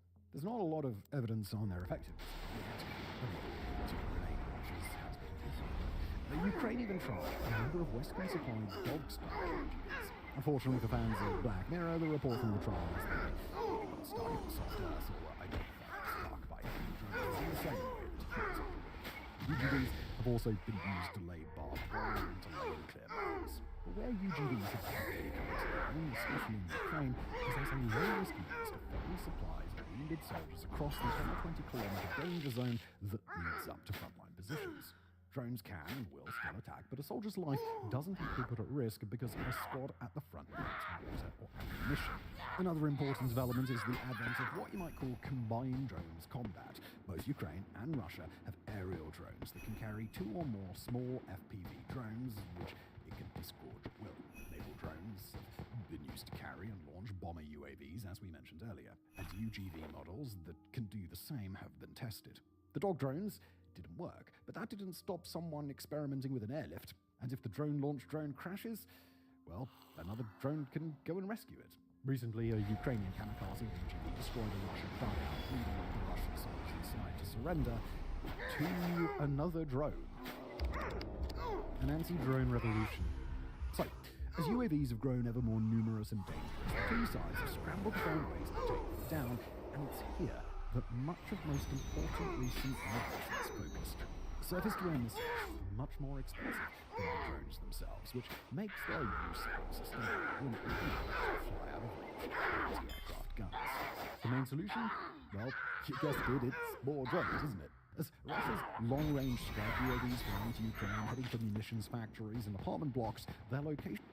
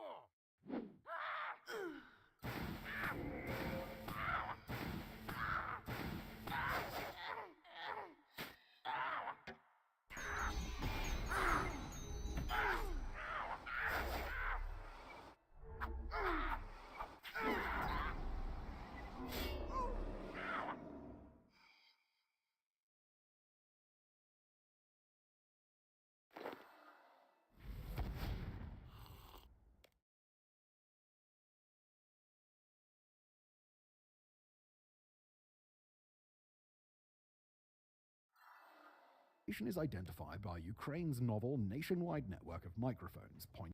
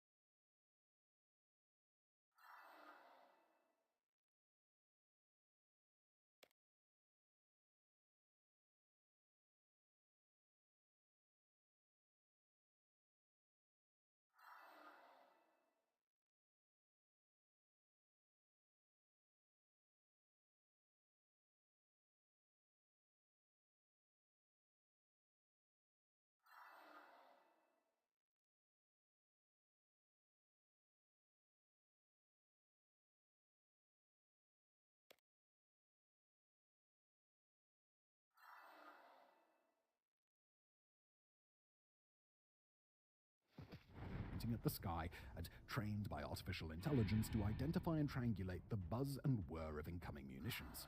Ukraine's FPV interceptors close in with kamikaze munitions, or in the case of mother drones, to launch separate interceptors. Some Russian UAVs are taking what looks like evasive action, resulting in aerial dogfights. Russia has applied these methods to Ukraine's long-range strike assets too, and in addition, developed an interceptor drone with a sword.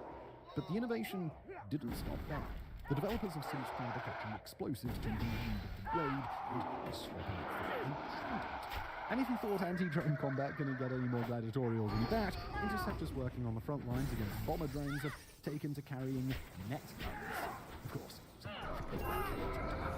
spot the nets, although that wouldn't be much use against the many interceptors armed with double or even quadruple barrel shotguns. And there are a host of other anti-drone tactics and technologies particularly designed to combat FPV drones. They're of long-range signal jamming, electronic warfare measures, and increasingly they are, you guessed it, drone mounted.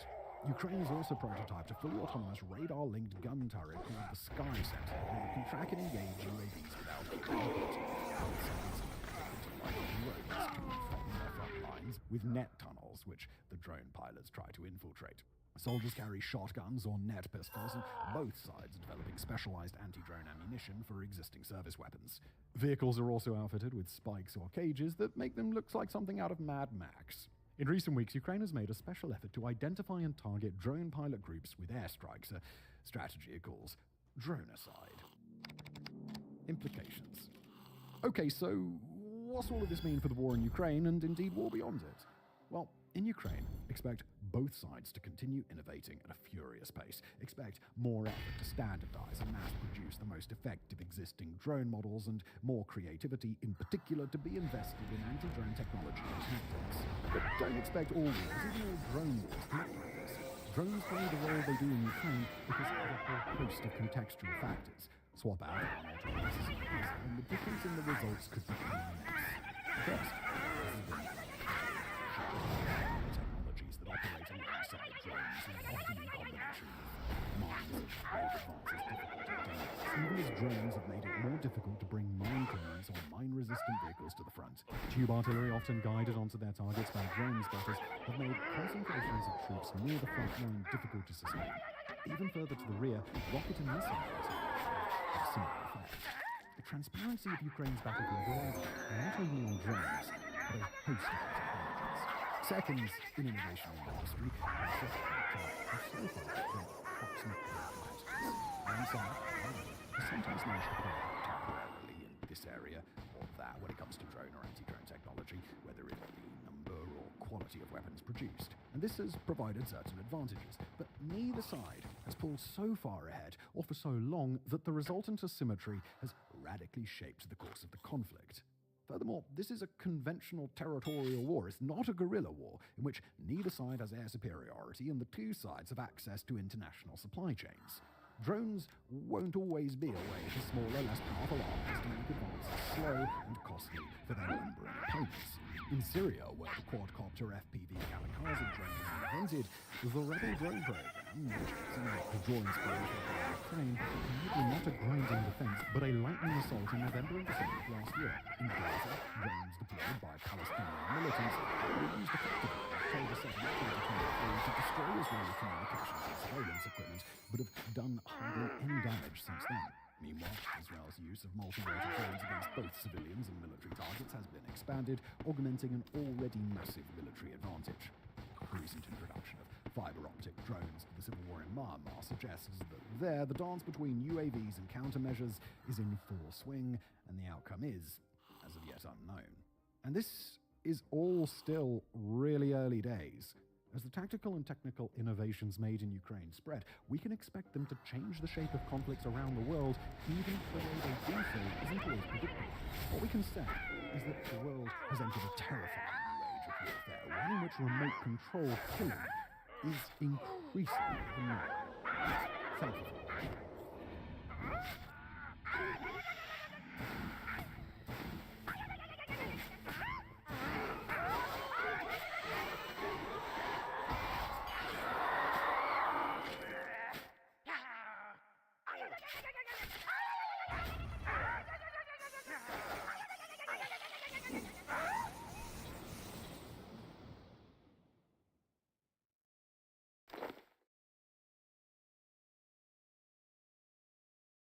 It's a scenario that doesn't bear thinking about. A conflict that could pit the world's two largest economies against one another and potentially ignite World War III. According to sinologist Kerry Brown, whether China will invade Taiwan is one of the greatest geopolitical questions of the 21st century, one that, when answered, will reshape the world as we know it. Although China expresses a preference for peaceful reunification, officials have repeatedly stressed their right to resort to force. The Chinese President Xi Jinping has called reunification of Taiwan the essence of the country's rejuvenation, which must be achieved by 2049, the Congress of the People's Republic of China. However, US military officials have been sounding the alarm that China could invade by as early as 2027. In May of 2025, US Secretary of Defense Pete Hegseth warns that Beijing was, quote, credibly preparing to potentially use military force to reorder the balance of power in the Indo-Pacific, and that any Chinese invasion would, quoting again, result in devastating consequences for the Indo-Pacific and the world. However, there's still one small problem standing in Beijing's way, and that's the fact that an invasion would be, in the words of the Council of Foreign Relations, and we'll quote them here, the most complex military operation in modern history. But that doesn't mean it's impossible, and it certainly doesn't mean that Beijing won't take a stab at it. With China's military exercises around the island increasing in frequency and scale, naval analyst Ian Easton has stressed, quoting him, "Make no mistake, this is not a PRC bluff. The threat to Taiwan is real and grave." For Xi and his legacy, this is all or nothing. It is the blueprint for an invasion of Taiwan.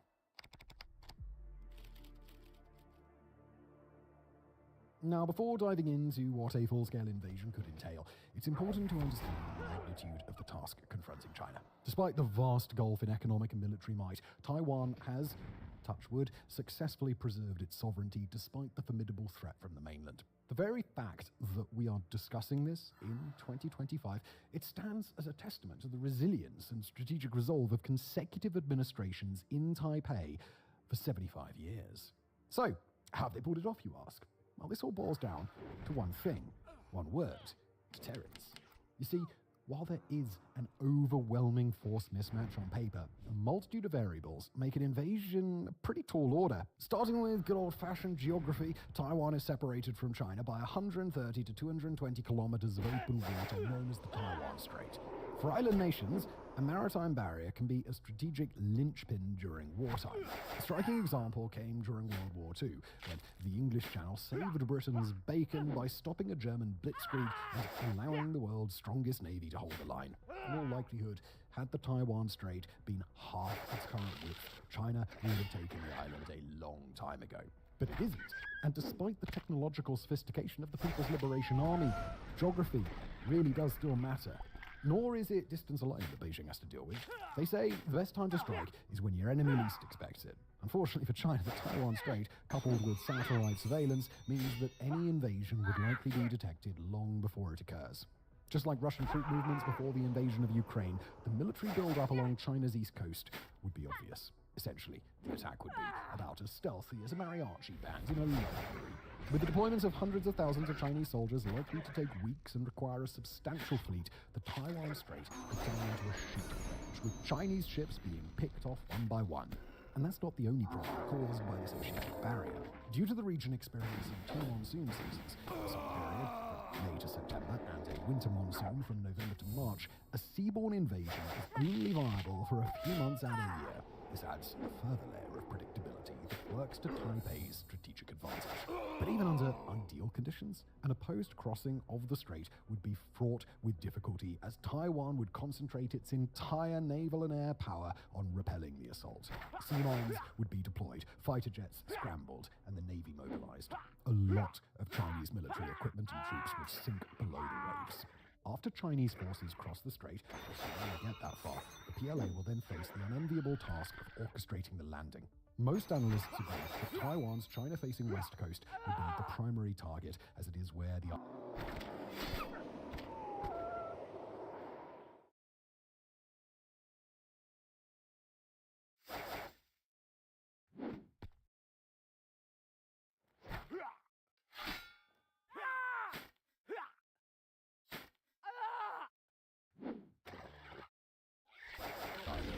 cities, most navigable rivers, and relatively accessible terrain are found. The mountains and rugged cliffs that dominate the east make the opposite side a less palatable option. But don't think for a second that landing troops and military equipment on the western coast would be a walk in the park. Taiwan is preparing for every stage of the conflict, and the transition from fighting in the strait to the coast is no different. In March 2025, Taiwan held its first ever anti-landing combat drills, deploying oil barrels, floating platforms, explosives, mines, and anti-tank check hedgehogs. Additionally, in the lack of deep water ports and beaches suitable for large-scale amphibious landings, the shallow coastal waters would likely force Chinese ships to anchor far offshore. By prolonging the time required to transfer troops and equipment, Chinese forces would be left exposed to strikes from Taiwanese missiles and artillery. Anti-ship missiles, including the Husung Feng 3 and Harpoon, together with systems such as the howitzer rocket artillery, would unleash a concentrated barrage against Chinese ships and landing craft, inflicting significant casualties. Anticipating the criticality of this stage of the fighting, several of the systems in Taiwan's arsenal were designed specifically for this task. One example is the Thunderbolt 2000 wheeled MLRS system, which, according to the Operational Environment Data Integration Network, that's a mouthful of a sentence, was, quote, created with the intention of attacking enemy forces when disembarking from sea. While the West Coast appears to be the logical front for China to focus on, from a Taiwanese perspective, it is good practice to prepare for an invasion from all angles. Or, as the old British Army adage goes, proper preparation prevents peaceful performance. 2023, I haven't heard that phrase in a while. In a May 2023 report delivered to Taiwan's legislative body, Defense Minister Joe Kong-cheng explains that there would be, quote, no rear or front in a potential invasion, meaning Taiwan must prepare to defend itself on all sides. If China held beyond Taiwan's coastal defenses, troops would then have to overcome challenging terrain to move inland and secure the island.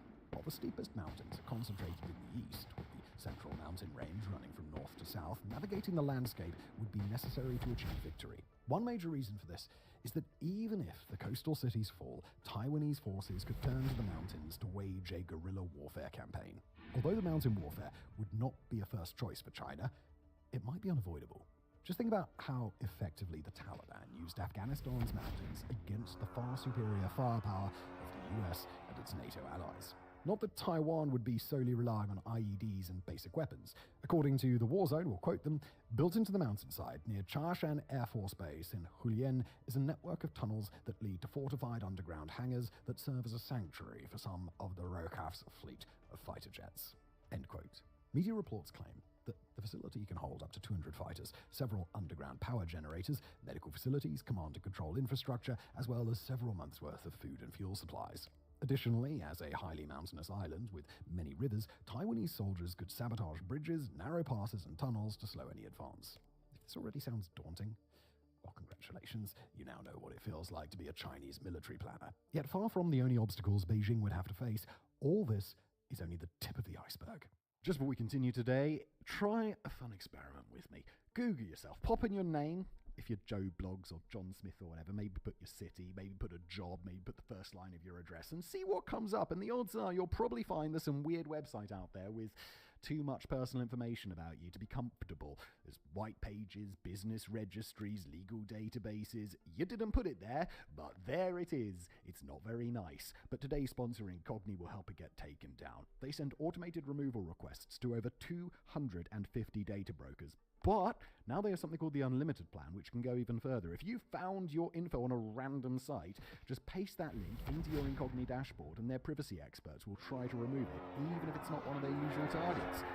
There are limits, social media, court records, they're off the table. But for everything else, it's a serious privacy upgrade. Take your personal data back with Incogni. Use the code WARFRONTS at incogni.com/warfronts and you'll get 60% off an annual plan. And now back to today's episode. One of the most important factors in determining the outcome of a conflict is also one of the most difficult to measure: the population's will to resist. As former French Emperor Napoleon once said, quoting him, "In war, the morale is to physical as 3-1. Or to put it in layman's terms, morale wins wars. In Taiwan's case, there can be little doubt concerning the population's determination to fight. 3 research studies conducted over the past 2.5 decades have found that over 75% of Taiwanese respondents would be prepared to fight if China invaded. According to analysts, the research demonstrates, quote, Taiwanese people's strong and consistent willingness to defend the homeland and reflects a society that takes its sovereignty seriously. So, should the fateful day arrive, Taiwan's population will play a pivotal role in determining the outcome, not least through its vast reserve force, which numbers more than 1.5 billion people. China, by comparison, has 510,000 in reserve. As one 2017 RAND Corporation report summarizes, quote, as the political military challenge from the People's Republic of China, PRC, grows in the years ahead, Taiwan's reserve force may need to play a more prominent role, end quote. Now, clearly, the government in Taipei agrees, as in May 2025, plans were announced to expand the number of reserve troops by 20,000. When it comes to active soldiers, though, there is one clear winner. With over 2 million active troops, China fields the largest armed forces in the world by military personnel. By comparison, Taiwan has 169,000. There's a similar mismatch when it comes to military hardware. In 2013, the Taiwanese Ministry of Defense estimated that China had 3 times as many helicopters, 4 times as many battleships, 8 times as many fighter jets, 10 times as many tanks, 15 times as many submarines, as well as an overwhelming number of ballistic missiles. The gap has grown even further in the 12 years since. One 2023 article written by senior research analyst Ryan Brobost and Lieutenant Colonel James Hassan acknowledges this unfortunate reality, stating that, quoting them, Taiwan does not have the resources to field a military that can match the PLA system for system. Against such numbers, and with the April 1979 Taiwan Relations Act leaving ambiguity regarding whether Washington would defend the island in the event of an invasion, Taiwan's strategy has been forced to evolve to maintain an effective deterrence. Towards the end of the 20th century, Taipei's strategy revolved around investing in advanced US equipment, including fighter jets, tanks, helicopters, missiles, and ships. But then the cogs in China's industrial engine began to spin, and they started to spin really quickly. With China thriving in its newfound role as the world's factory, Beijing bankrolled military spending, transforming China into a new kind of beast. Something had to change. Taiwan's very survival depended upon it. And this is where we get to the porcupine strategy. Now, the purpose of the porcupine strategy is to counter the enemy by deploying cost-effective defense measures that would cause great pain to an adversary. In the same way that a hungry predator might judge a delicious porcupine isn't worth a face full of quills, so the hope is that China decides taking Taiwan is not worth the colossal loss of life among its forces. Remember, Taipei isn't preparing for a conflict with ambitions of winning. It's trying to prevent one from breaking out in the first place. According to Taiwanese Defense Minister Wellington Koo, quote, with this solid military build-up employed through asymmetric approaches, China will learn that any attempt to invade Taiwan would not only entail significant costs, but also prove futile. These are bold words, but can they be backed up? And to answer this question, well, we need to examine the details. Throughout the 2010s, Washington pushed Taiwan for purchasing a handful of high-profile equities with unusual price tags, instead encouraging smaller, more mobile, cheaper alternatives that fell in line with the porcupine strategy. Examples include anti-aircraft Stinger missiles, anti-ship Harpoon missiles, as well as drones and rockets. To put it in perspective, for the cost of a single F-16 fighter jet, you could buy 6 Harpoon systems or 135 Stingers. By spreading these weapons across the islands, like a porcupine's claws, Taiwan is making itself a hard target for China to swallow. When the war in Ukraine broke out in February 2022, putting military superpower against a far less resourced adversary, it offered the world a glimpse of modern asymmetrical warfare at its most lethal. The destruction of Russian military hardware by Ukrainian soldiers wielding javelins and stingers in shoot-and-scoot attacks became symbolic of how modern lightweight weapons can frustrate a larger invading force. As Moscow's overwhelming advantage failed to translate to the battlefield, support for the porcupine strategy as the best course of action for Taiwan gained momentum. In September 2024, reports emerged that Taipei planned to procure an additional 1,985 Stingers, along with 549 launch systems and 549 identification friend or foe transponders. But while US weapons remain the backbone of Taiwan's defense strategy, such reliance isn't without its problems. US shipments ranging from Paladin howitzers and Stinger missiles to Abrams tanks and TOW-2B anti-tank missiles experience chronic delays. According to the Taiwan Times, AGM, these weapon systems were meant to become an immediate deterrent and were continually highlighted by experts as a core element of the porcupine strategy and asymmetric warfare that most face delivery methods. Nor can Taipei just go shipping this way.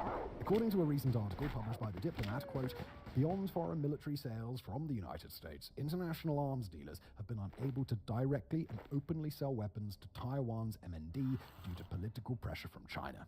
Now, the silver lining is that this accelerated the impetus for Taiwan to invest in its own production capacities. The Taiwanese government's 2021 special military budget was passed to improve its industrial base, with total defense spending expected to reach $20.25 billion in 2025, or 2.45%. Seeking to showcase the fruits of their labor, in March 2023, Taiwan unveiled 5 new types of indigenous drones. Among them were unmanned surveillance drones, including Albatross 2 and Cardinal 3, capable of tracking naval and land movements for extended periods using advanced AI. Almost realized in February 2024, Taiwan bolstered its arsenal further with a new anti-drone system as part of a $146 billion program to enhance defense capabilities across more than 40 military bases. Recent reports indicate that Taiwan is also nearing the completion of its first domestically built submarine, the Haikun, otherwise known as Narwhal. Equipped with advanced combat systems, including multiple torpedo launchers, the submarines mark a major leap in Taiwan's indigenous defense manufacturing and will bolster maritime security. Taipei aims to build 8 Narwhals in total. Concerning their specific military application, one East Asia Forum article states that, quote, although the Taiwan Strait is not deep enough for submarine deployment in the event of an even engagement with China, Taiwan's military has stated that submarines may help limit Chinese maritime movements through the Bashi Channel. This is located between the Philippines and Taiwan. Taiwan has also seen progress domestically.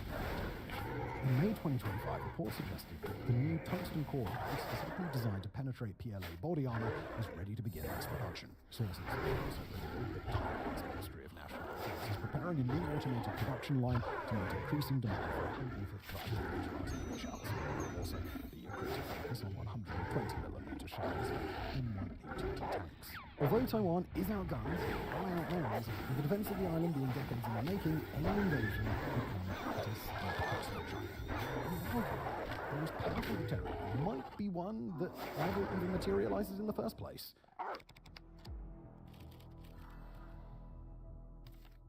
Among his many pithy remarks, Winston Churchill once famously quipped, "You can always count on the Americans to do the right thing after they've exhausted all other possibilities." If, in this context, the right thing is direct military intervention on Taiwan's behalf, the unfortunate reality is that Taiwan may not have the luxury of waiting for Uncle Sam to exhaust his options. The Wall Street Journal is highlighting that, given the David and Goliath situation, the purpose of Taiwan's strategy is essentially to, quote, be able to hold on long enough for the US to come to the rescue. But What if no one comes? While former President Biden repeatedly asserted that the US troops would defend Taiwan if China attacked, there is no legal obligation to do so, and certainly no guarantee that the Trump administration or any future administration would militarily intervene. Despite there being good reason that the US would have its own capacity, the current transactional administration appears determined to keep all options on the table. Would US officials even bother to bomb, let alone send troops to fight for a lost cause if Taiwan were swept away in the early stages of an offensive? The days of Washington imposing its demands on Beijing, whether through nuclear threats or aircraft carrier deployments, as seen during the Taiwan Strait crisis, well, they're long gone. Although Washington still maintains a keen interest in the Indo-Pacific, the potential costs of intervening in a Taiwan invasion are far greater now. When questioned on the matter in February 2025, Trump answered, quote, "I never commented on it. I don't want to ever put myself in that position." That is, I don't want to reveal my cards. It's well known that the US is currently non-United this phase. War, Gulf Wars, and various conflicts associated with war and terror and other collective memory, putting US military lives on the line again is a decision the current administration is reluctant to make. Prospect is now even less appetizing when the adversary in question is a nuclear-armed great power with the world's second largest economy. Then there's the ambiguity concerning Russian-US policy. In 1979, the United Nations stipulates the President and Congress shall determine the appropriate action in response to any such danger. If the US chooses to intervene, the shape of that involvement remains uncertain. Washington would confront China directly, or would it instead opt to support Taiwan through funding and arms supplies mirroring the approach taken with Ukraine? Whatever happens, Taiwan's handling of the initial stages is likely to shape the nature and scale of any US response. While US intervention remains unclear, what we do know is that Washington is intent on keeping as many options available as possible. One way this has been pursued in recent years is through stockpiling military equipment in warehouses across the region to ensure faster supply capabilities during a conflict or crisis. This is a smart move, but supplying Taiwan once an invasion has begun, whether that be by sea or by air, will prove challenging, especially if there's a blockade. Not that Washington is still acting in interest. With an invasion of Taiwan destined to trigger far-reaching shifts in regional security dynamics, the question must be asked, what does the rest of the neighborhood have to say? The term crescent attacks refers to Japan, South Korea, and the Philippines as collective fronts engaged in regional defense efforts against China. While a Taiwan invasion is likely to trigger a response from these countries, the US remains unclear. Starting with Japan, one might reasonably expect a robust response considering Tokyo's concerns surrounding Beijing. Successive Japanese leaders have warned that Taiwan could be the next Ukraine, and former Japanese Prime Minister Fumio Kishida cited Ukraine as one of the main reasons for tripling Japan's defense budget to 43 trillion yen. However, Japan's post-World War II constitution renounces war, and its self-defense forces exist only to defend the territory. Japan may therefore play a different role, albeit an important one. While the US-Japan Security Alliance connects American military bases on Japanese territory, such as that in Okinawa, using them in combat requires Tokyo's blessing. The green light would likely therefore prove crucial to any US military response. Japan could also offer logistical support, strengthen security ties with allies, impose sanctions, and pursue diplomatic avenues to make life difficult for China. Regarding South Korea, an August 2022 survey found that 64.5% of South Koreans supported providing direct or indirect support for US efforts to defend Taiwan.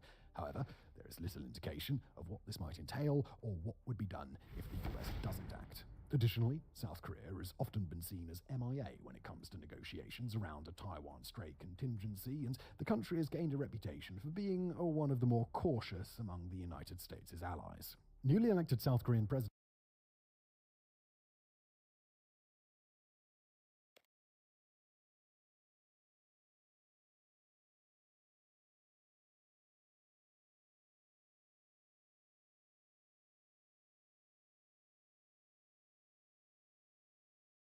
Lee Jae-myung is anticipated to pursue a more balanced approach to US-China relations compared with President Yoon Suk-yeol, who favored US alignment. On the campaign trail, Lee has even commented that, quote, "Why get involved in whether China and Taiwan fight?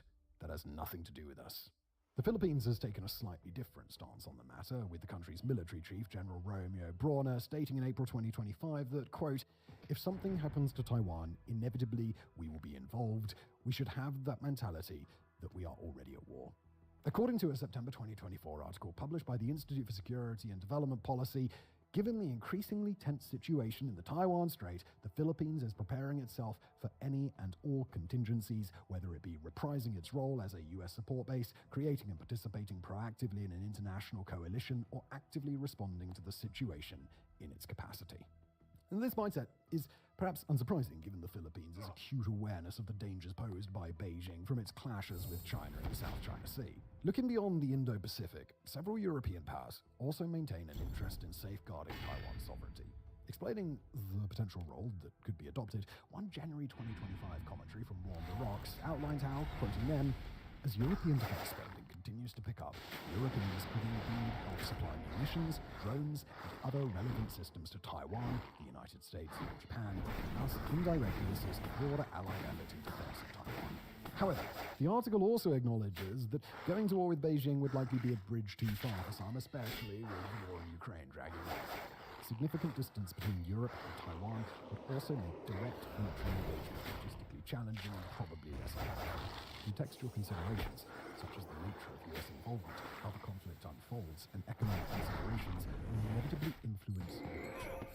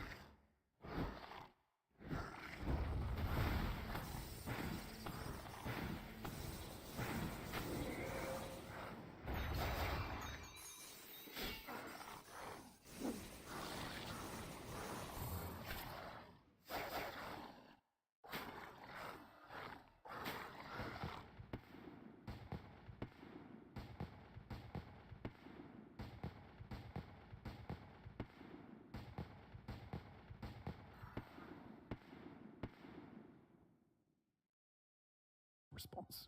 Australia could also play a supportive role. Canberra's long-standing concerns about China's intentions and impact on regional security are well documented. This support could take the form of intelligence sharing, logistical assistance, and potentially naval and air force deployments in coordination with US operations, as well as economic and humanitarian aid to Taiwan. Despite its strategic rivalry with China, India's long-standing policy of non-alignment suggests New Delhi may take a cautious, less direct approach.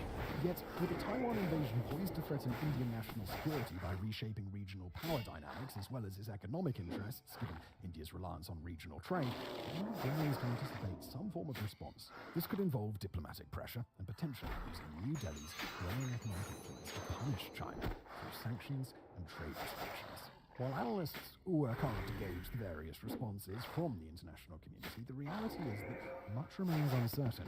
With these unknowns and China left to try and connect the dots, the situation makes for a very high-stakes game of chicken. Many analysts believe Russian President Vladimir Putin misjudged the extent of Western support for Ukraine. Xi Jinping will be keen to avoid making the same mistake. It's also important to remember that foreign intervention works both ways. The triangle of troublemakers, more commonly referred to as the axis of autocracy, refers to the rising cooperation between China, Russia, and North Korea. With cooperation ranging from anti-satellite systems to advanced submarine capabilities, US Navy Admiral Samuel Paparo described the threat posed as being from, quote, the seabed to the heavens. North Korea could certainly throw a wrench in the works. According to an April 2023 edition of the Korean Journal of International Studies, there is growing concern among experts that China could force the US to fight on two fronts by inducing North Korea to launch localized provocations at the same time as they invade Taiwan. Although further away from the conflict zone, Moscow would also likely play a role. One June 2024 article published by the National Interest magazine maintained that, quote, drawing on insights from Russia's war in Ukraine and US intelligence assessments, if China invades Taiwan, Russia is likely to provide military, economic, and political support to Beijing. With China supporting Russia's war effort in Ukraine, though, supplying dual-use materials, military equipment, and economic assistance, Moscow is likely to return the favor as long as, and this is a big caveat, doing so doesn't impact their ongoing campaign in Ukraine. Although China possesses a stockpile of increasingly sophisticated nuclear weapons, Beijing is expected to rely on conventional military force in any operation against Taiwan. Nuclear Armageddon, it's in nobody's interests. While it's rare for geopolitical analysts to reach a consensus on anything, when it comes to a Taiwan invasion, it is widely anticipated that the operation would be amphibious and of a scale and complexity surpassing even that of D-Day. As one June 2024 article published by the Council on Foreign Relations states, China would, quote, have to conduct an extraordinarily complex military operation synchronizing air, land, and sea power, as well as electronic and cyber warfare. Unfortunately for Beijing, history has proven that a major opposed amphibious landing operation is amongst the most difficult, having last been accomplished during the United States' attack on Incheon in South Korea in 1950. While defense analysts squabble over the details, it is worth acknowledging that an invasion could be launched in any number of ways and that the strategy will continue to evolve. Furthermore, whatever plan Chinese leaders have could look very different when tested in real-world conditions. As the old military adage goes, no plan survives contact with the enemy. Nevertheless, Beijing can adopt certain strategies to improve its chances of success. The first consideration should be timing. In addition to obvious considerations such as avoiding the monsoon season,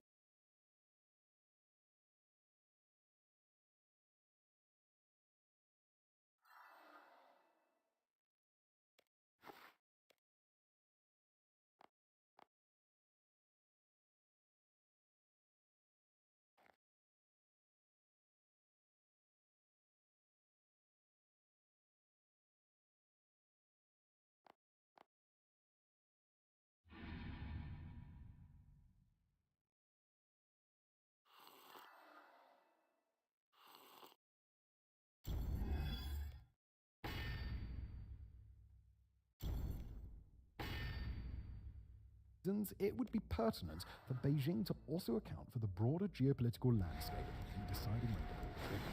China could time the invasion to be as disadvantageous as possible for its adversaries. For example, by attacking where US foreign policy is already stretched, then intervention will be a less effective prospect for Washington.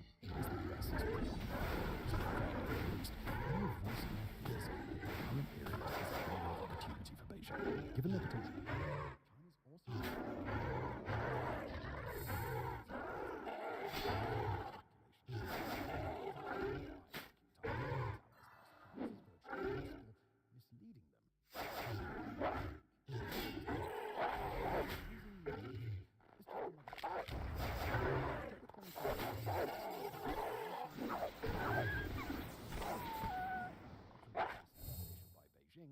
China deployed planes and ships to encircle Taiwan. The PLA held a total of 9 drills.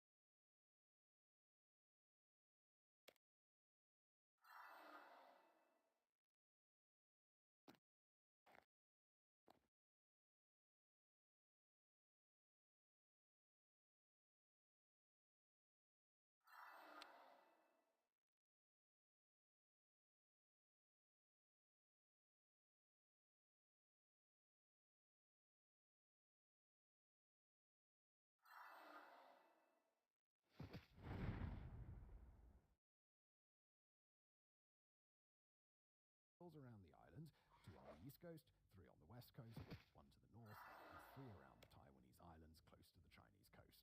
Recognizing this threat, US Navy warns that, quote, "We were very close to that point where on a daily basis the fig leaf of an exercise could very well hide operational warning." With China's military exercises around Taiwan getting more Paparo reasserted this warning while speaking at the February 2025 Honolulu Defense Forum, stating that, quote, "Their aggressive maneuvers around Taiwan right now are not exercises as they call them. They are rehearsals. They are rehearsals for the forced unification of Taiwan." The greater the scale and frequency of China's training operations, the easier it will be for China to surround Taiwan under the guise of it being a drill. However, given the colossal operational scale of a war with Taiwan, China may struggle to stage enough rehearsals of a comparable scale to conceal the real thing. With China's drills often involving the encirclement of the island, most analysts agree that a Chinese blockade is likely to play a role. According to the New York Times, recent naval and air force exercises by the Chinese military showed that China would probably blockade the island as a prelude to any attempted invasion, and Taiwan would have to hold out on its own until the United States or other nations intervened. Analysts from the Center for Strategic International Studies have taken a slightly different stance, contending that a so-called grey zone quarantine of the island is more likely in the near term than a blockade as part of an invasion. Either way, should a blockade occur, the US and its allies would find it far more difficult to resupply Taiwan compared to Ukraine due to the absence of ground routes from neighboring countries. A blockade exemplifies how China could use Taiwan's island geography to its advantage, potentially forcing its allies to rely on a cumbersome Berlin airlift-style operation to supply Taipei. When it comes to the attack phase, many hold that this would begin with an initial barrage on key infrastructure such as military bases and ports to impede Taiwan's response capability. By targeting critical nodes such as power, water, and communications, China could crush Taiwan's capacity to coordinate its defense and undermine public morale from the outset. Energy infrastructure appears to be a particular focus for China, with a recent PLA simulation, codenamed Straight Thunder 2025A, involving precision strikes on a Taiwanese LNG facility. China may also consider cutting undersea cables to disrupt communications and sow panic among the public. On the 12th of June 2025, a Taiwanese court handed a 3-year prison sentence to a Chinese captain for cutting an undersea cable connecting Taiwan and the Penghu Islands. Although the authorities found the captain to be negligent due to a lack of evidence to prove sabotage, many suspect Beijing of being responsible. The incident came just 1 month after the transit. Authorities allege that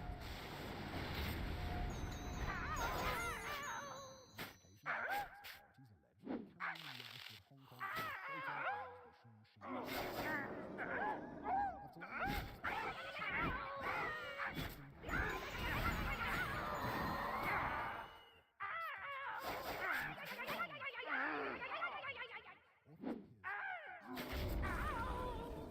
phased invasion strategy, quote, has a better prospect of success than an all-out attack against the mainland of Taiwan. While much has changed in the decades since this review was published, as the saying goes, the more things change, the more they stay the same.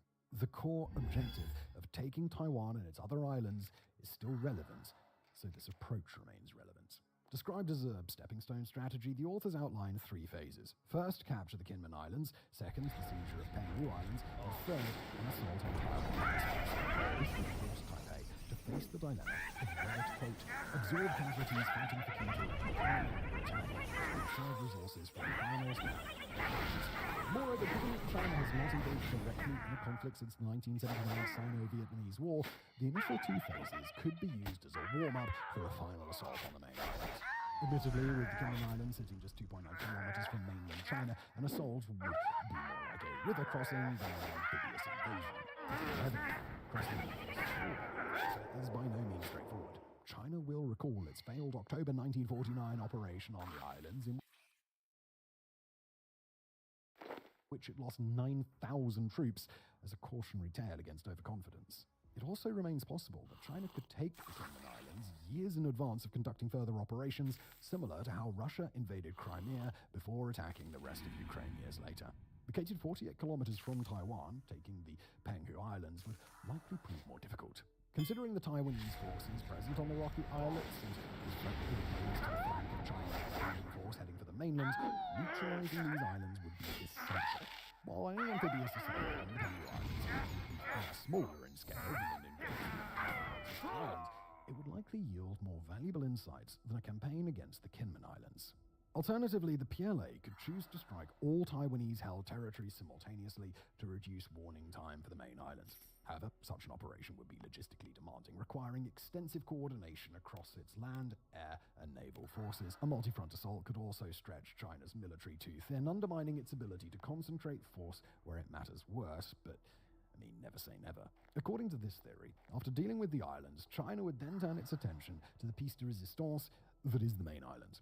As mentioned, while the landing phase would prove extremely challenging, Taiwan's west coast appears to be the least worst option available for China. Regarding specific targets, it would be logical for the PLA to focus on ports, air bases, command centers, and urban areas such as Taipei. Demonstrating the criticality of this stage of the operation, and ports in particular, Ian Easton's recent book, published by the China Maritime Studies Institute, highlighted that, quote, the success or failure of an invasion of Taiwan likely would hinge on whether Chinese amphibious landing forces are able to seize, hold, and exploit the island's large port facilities. This is because doing so would impact Taiwan's naval response, disrupt reinforcements and resupply from reaching the island, and greatly ease the deployment of Chinese troops, military hardware, and supplies. A recent study conducted by the Australian Strategic Policy Institute similarly concluded that China's ground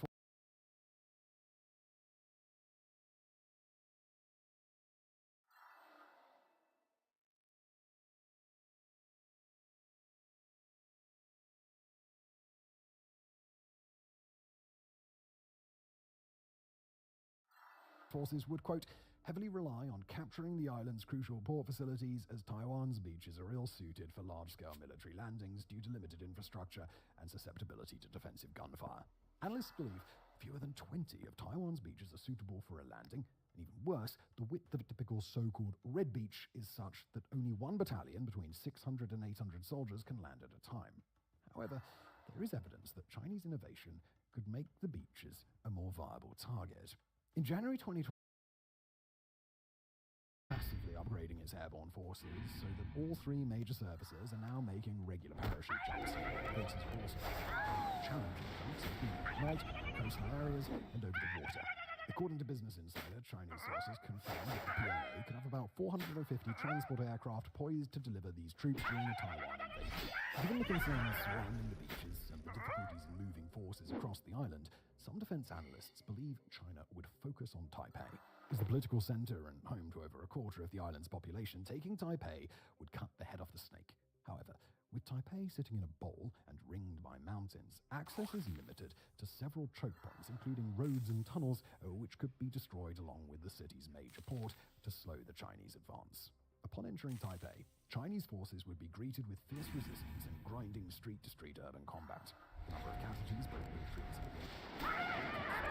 If the US were to get directly involved, the magnitude would likely be even greater.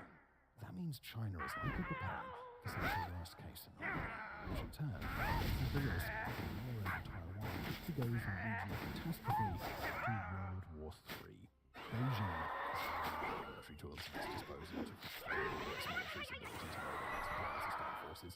Writing for War on the Rock, senior research fellow Joel Wilruth outlined how, quoting him, Beijing has invested in a large inventory of precision weapons to threaten key US targets, such as anti-ship ballistic missiles and air-launched long-range missiles.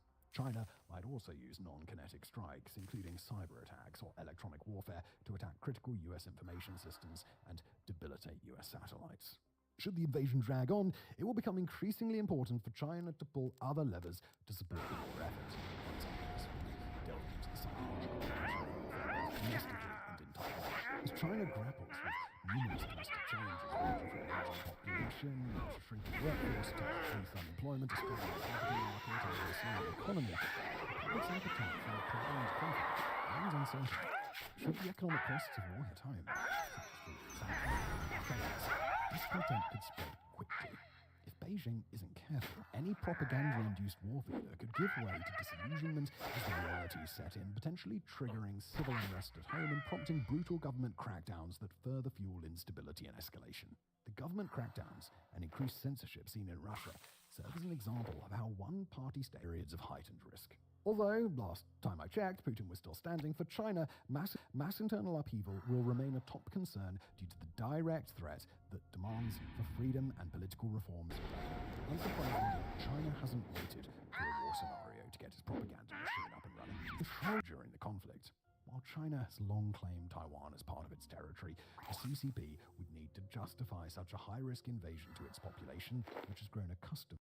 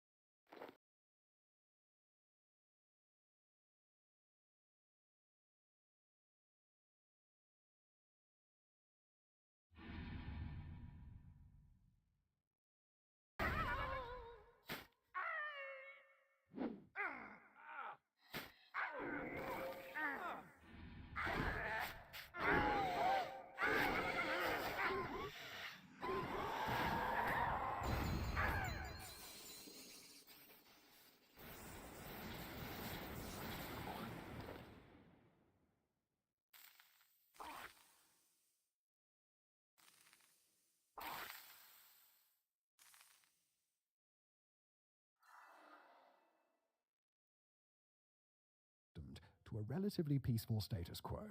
In a war scenario, and use historical narratives of reunification. Battlefield are likely increase.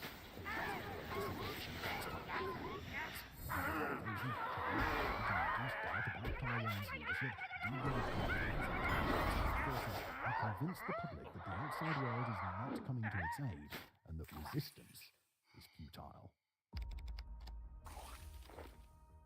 Now, Western nations will never truly understand the importance of Taiwan to China.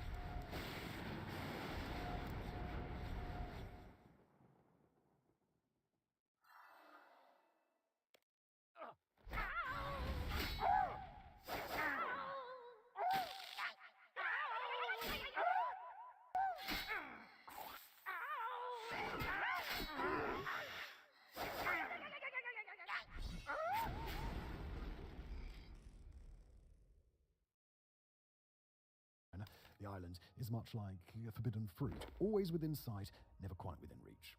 Its allure is rooted not only in history and identity, but also in the country's power and legitimate ability.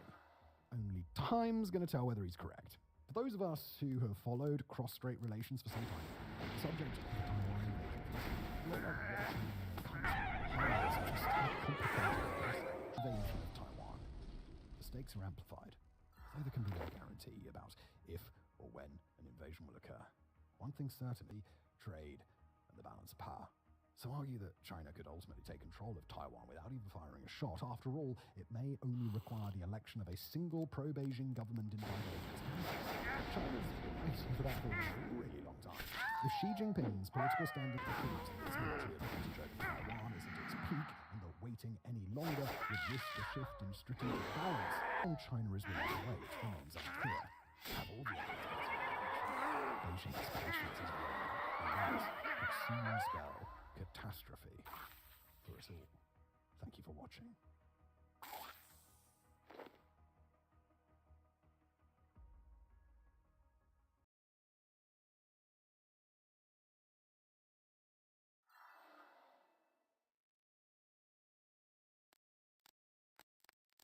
Imagine going to war with a nation that possesses the largest land army, the greatest number of naval vessels, and the third largest air force in the world. Now consider that this country's military is not only vast, but is also in the midst of modernizing its equipment, boosting its ability to operate beyond its borders, and refining the ways forces carry out complex joint operations. Such a scenario paints a picture clearly for the midnight foe.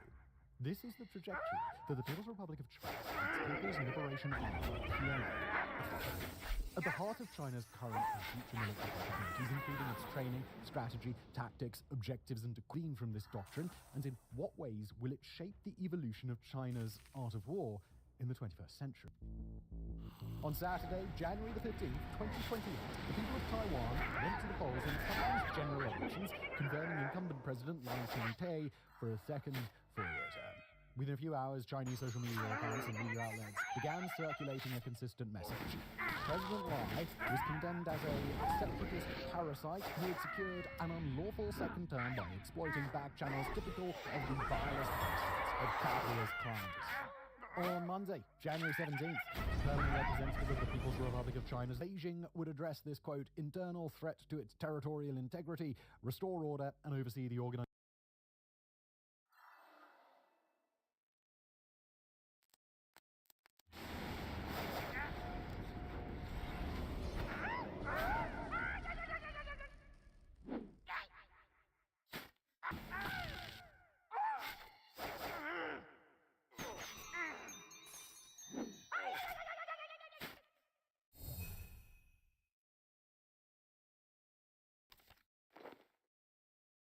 Of lawful local elections for the special administrative region of Taiwan.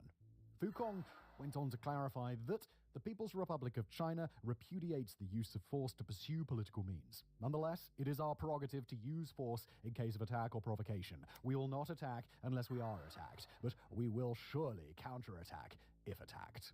On the evening of the 17th, dozens of Chinese fishing trawlers appeared off Taiwan's main coast. In fact, these vessels were part of the Chinese Navy's maritime militia tasked with initiating a naval blockade.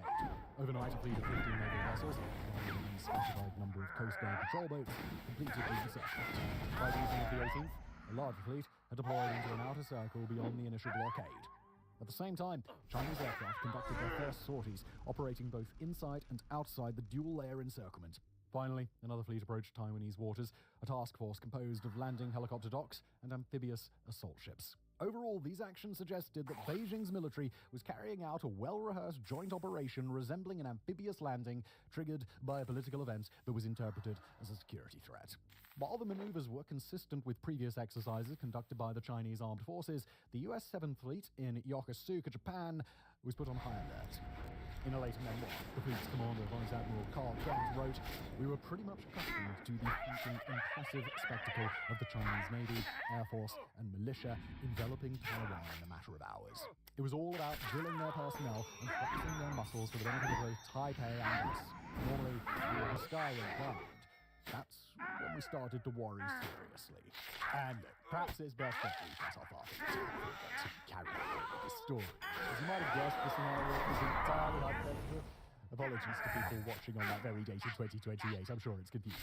This little flight of fancy is grounded in what we know for certain envision what Beijing's next war might look like. This makes learning about it more than just an academic endeavor. It becomes a way of preparing for future upheaval. A disproportionately powerful force multiplier. Now, before we delve into China's military doctrine and chase its evolution from the Cold War era, let's clarify what we mean by doctrine. British military historian Professor Richard Holmes describes doctrine as, quoting him, an approved set of principles and methods intended to provide large military organizations with a common outlook and a uniform basis for action. Meanwhile, Professor Barry Posen from MIT offers another perspective, defining military doctrine as the answer to two critical questions. What means shall be employed?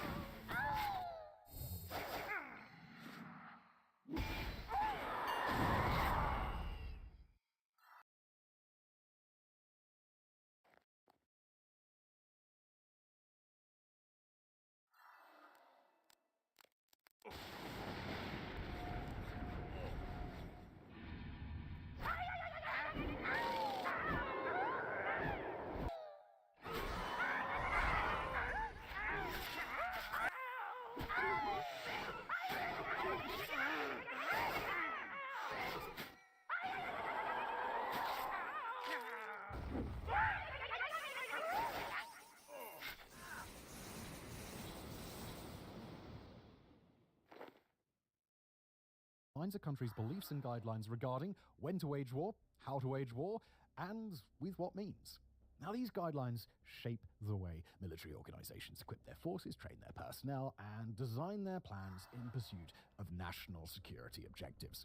So doctrine is not some lethal piece of military equipment that goes whoosh, but a strategic plan outlining enemy objectives on a map. A country's military doctrine essentially manifests as a concise piece of writing.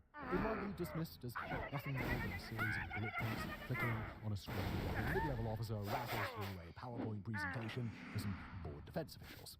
And yet, those clear, concise points can have a tremendous effect on a military's chances for success. According to a US Air Force white paper, doctrines prepare high-ranking officers for future uncertainties by providing a common set of guidelines on which they base their decisions. To quote directly from the paper, doctrine is the linchpin of successful military operations. The British Army's publication, Army Doctrine Primer, goes even further. According to its authors, a military organization's fighting power is built upon three pillars. One, the physical component, armament, technology, supplies, and funding. Two, the morale component, country's political motivations are five. And three, the conceptual component, the intellectual foundation, which includes knowledge, experience, guidelines, tactical training, strategic plans, and, of course, doctrine. The primer points out that the conceptual component is the cheapest element for a country's defense apparatus to develop. And at the heart of the conceptual component is, well-defined doctrine. But you might be asking, isn't that the same thing as strategy? Well, here's the difference.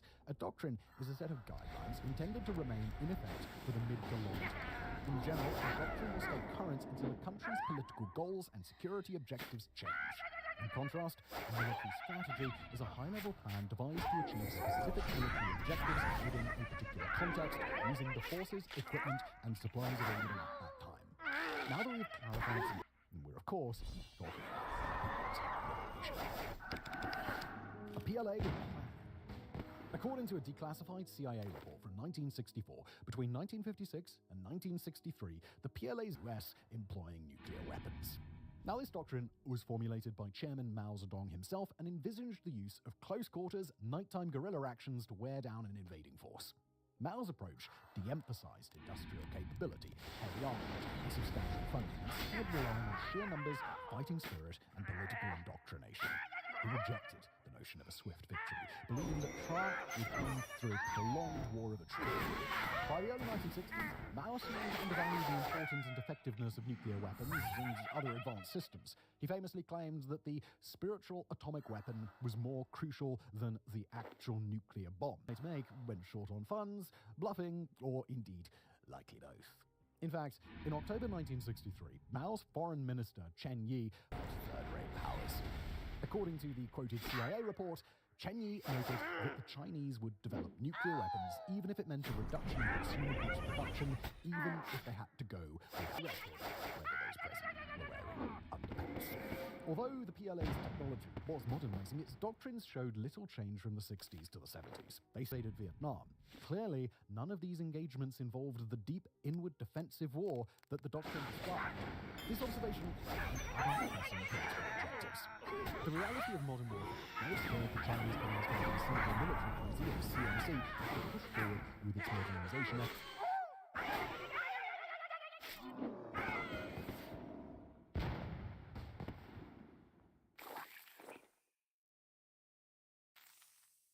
Starting at the conceptual level.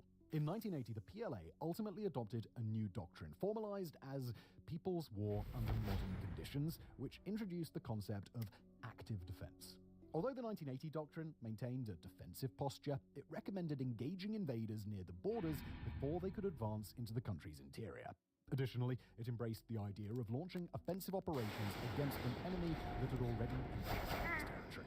As the Cold War gradually faded, PLA theorists began seeking ideas beyond China's borders, drawing significant inspiration from the First World War. Operation Desert Storm taught the PLA an important lesson. This insight prompted a downsizing of the PLA, with more resources being directed toward its modernization.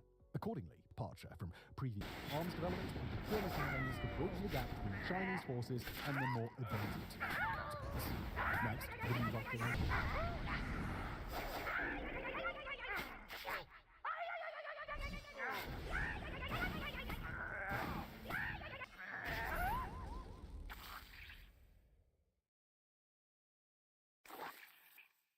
Often that one might suspect it even came with its own drinking game. Regarding joint operations, for now let's just describe it as military services becoming good pals and working in coordination with each other.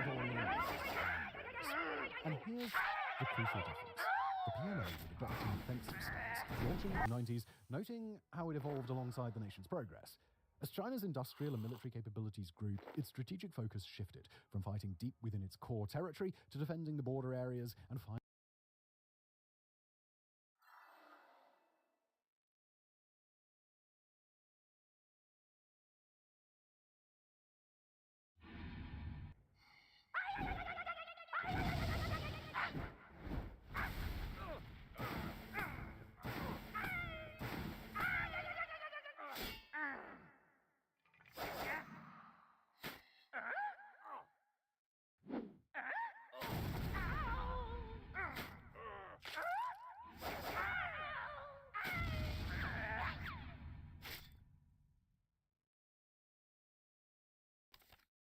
strategy evolved from relying exclusively on guerrilla infantry tactics to embracing more advanced weapon systems, sophisticated combined arms tactics, and integrated joint operations. Finally, the PLA's doctrines evolved from being purely defensive to adopting a defense approach and ultimately to a more straightforward offensive strategy. The evolution can be seen as the story of a local power gradually developing its capabilities and progressively projecting its strength beyond emphasizing the need to expand its forces' capabilities and extend its geographic reach. At one point, what constituted pure defense and what might be classified as an outright offensive strike. Spoiler alert, this shift could prove extremely troubling for Beijing's neighbors. The art of winning informatized local wars. In 2004, China's Central Military Police issued winning local wars under informatized conditions, an updated version of the previous doctrine that emphasized the role of information technology. A decade later, in 2014, the CMC introduced yet another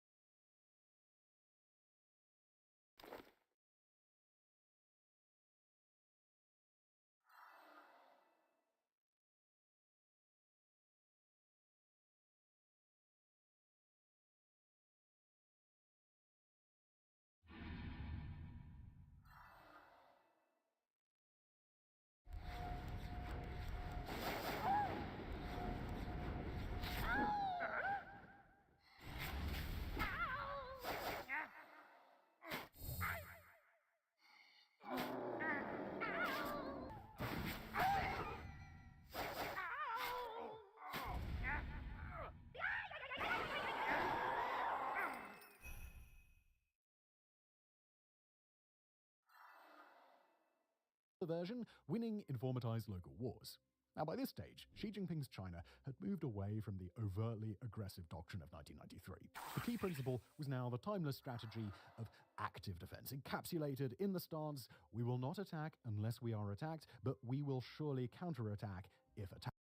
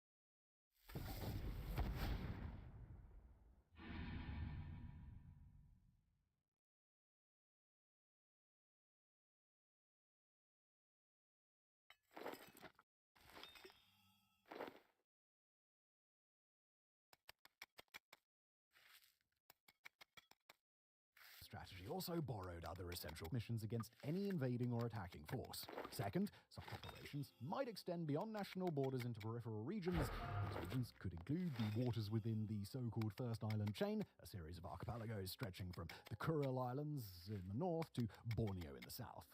This carried out with peaceful means. Number 2, China shall deter the outbreak of war, whether by refrain from being the first power to use or threaten to use atomic weapons.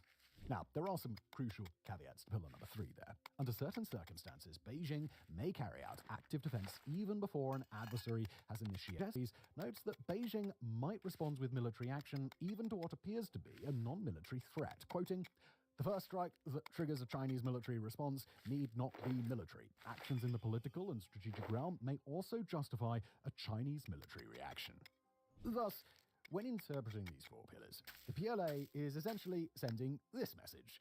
Listen, our doctrine isn't about launching a first strike, but if we are attacked or if we believe an attack is imminent, we don't mess with us, okay? Now, look, we'll return to the implications of all of this in a moment, but for now, there's one more aspect of the 2014 doctrine to examine. Much more than its predecessors, this doctrine emphasized the critical importance of joint operations while highlighting the fundamental roles of mobility, flexibility, and information technology in optimizing coordination and enabling precision strikes. In a seemingly less bellicose turn, the doctrine also underscored the PLA's commitment to military operations other than war, or MUTWA.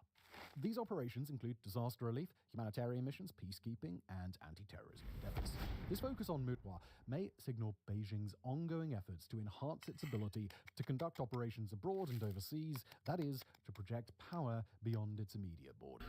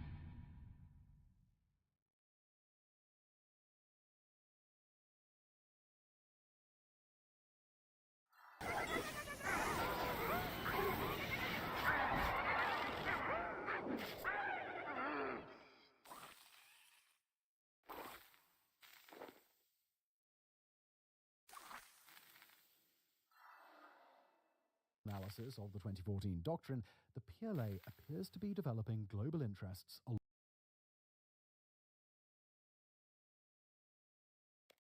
to its peripheries, primarily the coasts and ultimately China's regional seas. Currently, Chinese doctrine mainly concerns itself with regional, limited wars constrained both in time and space, as well as in the degree of force used. End quote. This means that, at present, China does not have vast global interests that would require defending through war. It will soon have those, though. The 2014 doctrine remains largely relevant, although it received a significant upgrade in November 2020.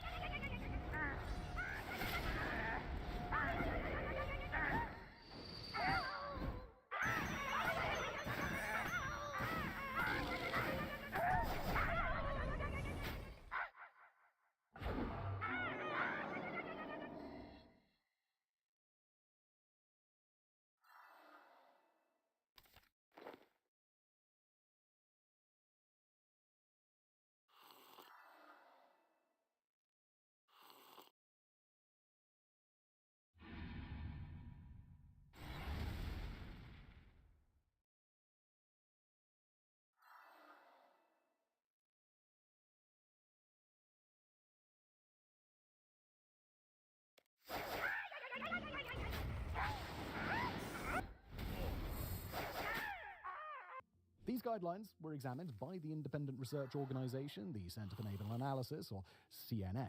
It's important to note here that the CNA analysts did not have access to the original insights from the CNA team.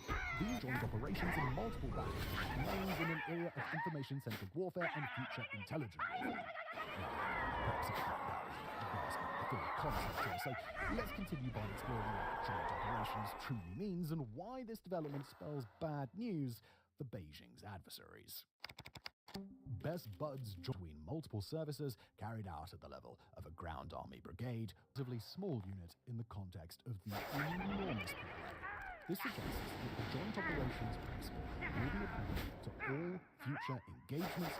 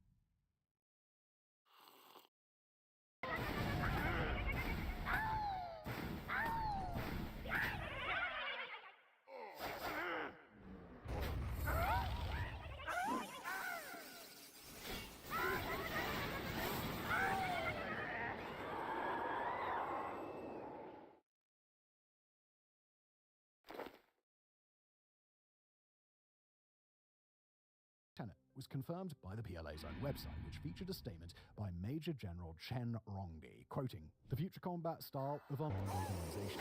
He said, future wars will be joint operations regardless of state. No war is joint, without jointness, it is not a war.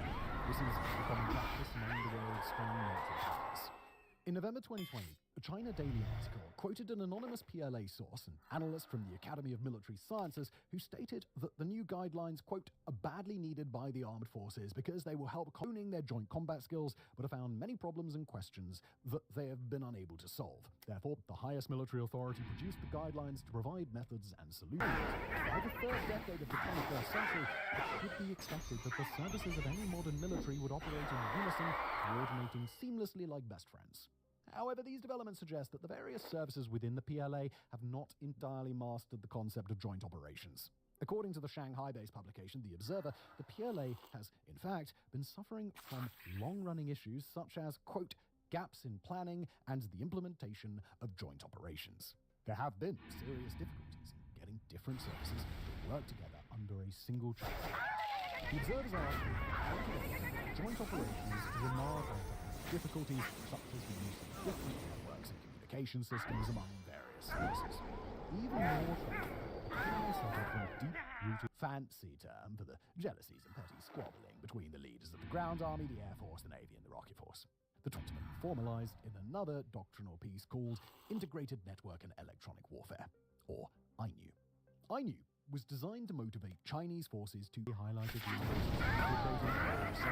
Chinese anti-communication systems as early as possible and stress the necessity of joint cooperation among the forces in the field. The emergence of INEW is closely tied to the high priority placed on cyberspace operations and electronic warfare by the Central Military Committee and by Xi Jinping himself. According to a report by the US Department of Defense, or DoD, cyber operations are a key component of information and could serve Chinese military operations in three key areas. First, they allow for the collection of data used in intelligence and potential offensive cyber operations. Second, they can be employed to postpone adversaries' kinetic attacks during time, combined with kinetic attacks during times of crisis or conflict. End quote.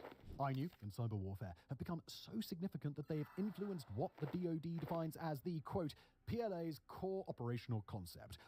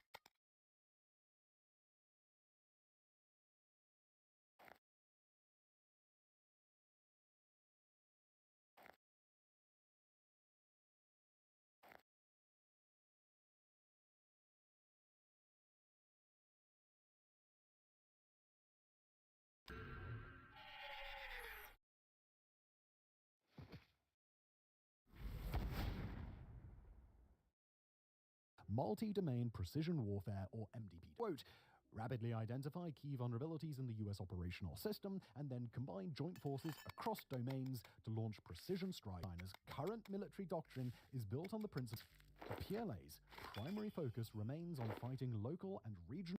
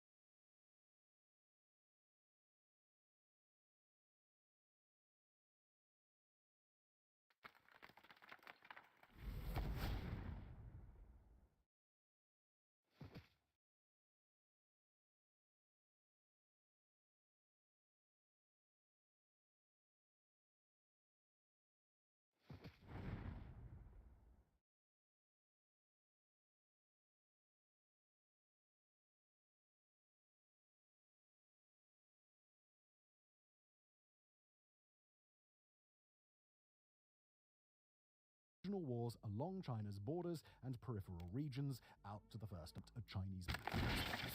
When faced with such dangers, the services within the PLA will work closely to get tactics which may even be deployed before an actual conflict begins. Furthermore, the doctrine calls on Chinese forces to engage in, quote, military operations other than war, potentially paving the way for the development of power projection capabilities. So that's good for them, but this remains largely theoretical for now.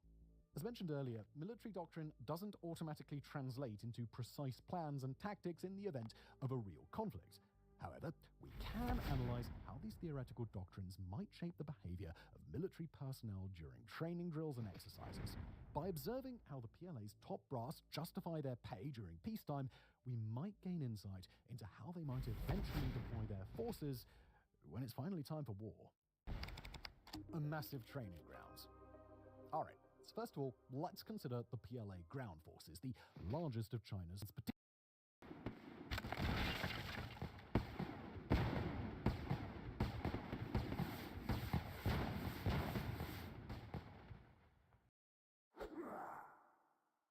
This SEAL Team 6 raid into North Korean territory, Korea. A non-zero chance is another way of saying, sir, this whole thing could blow up in our faces. The details of the mission have now opened up a bunch of questions about how that they needed to risk everything sending the SEALs into North Korea. And why are some veterans coming out now calling details of the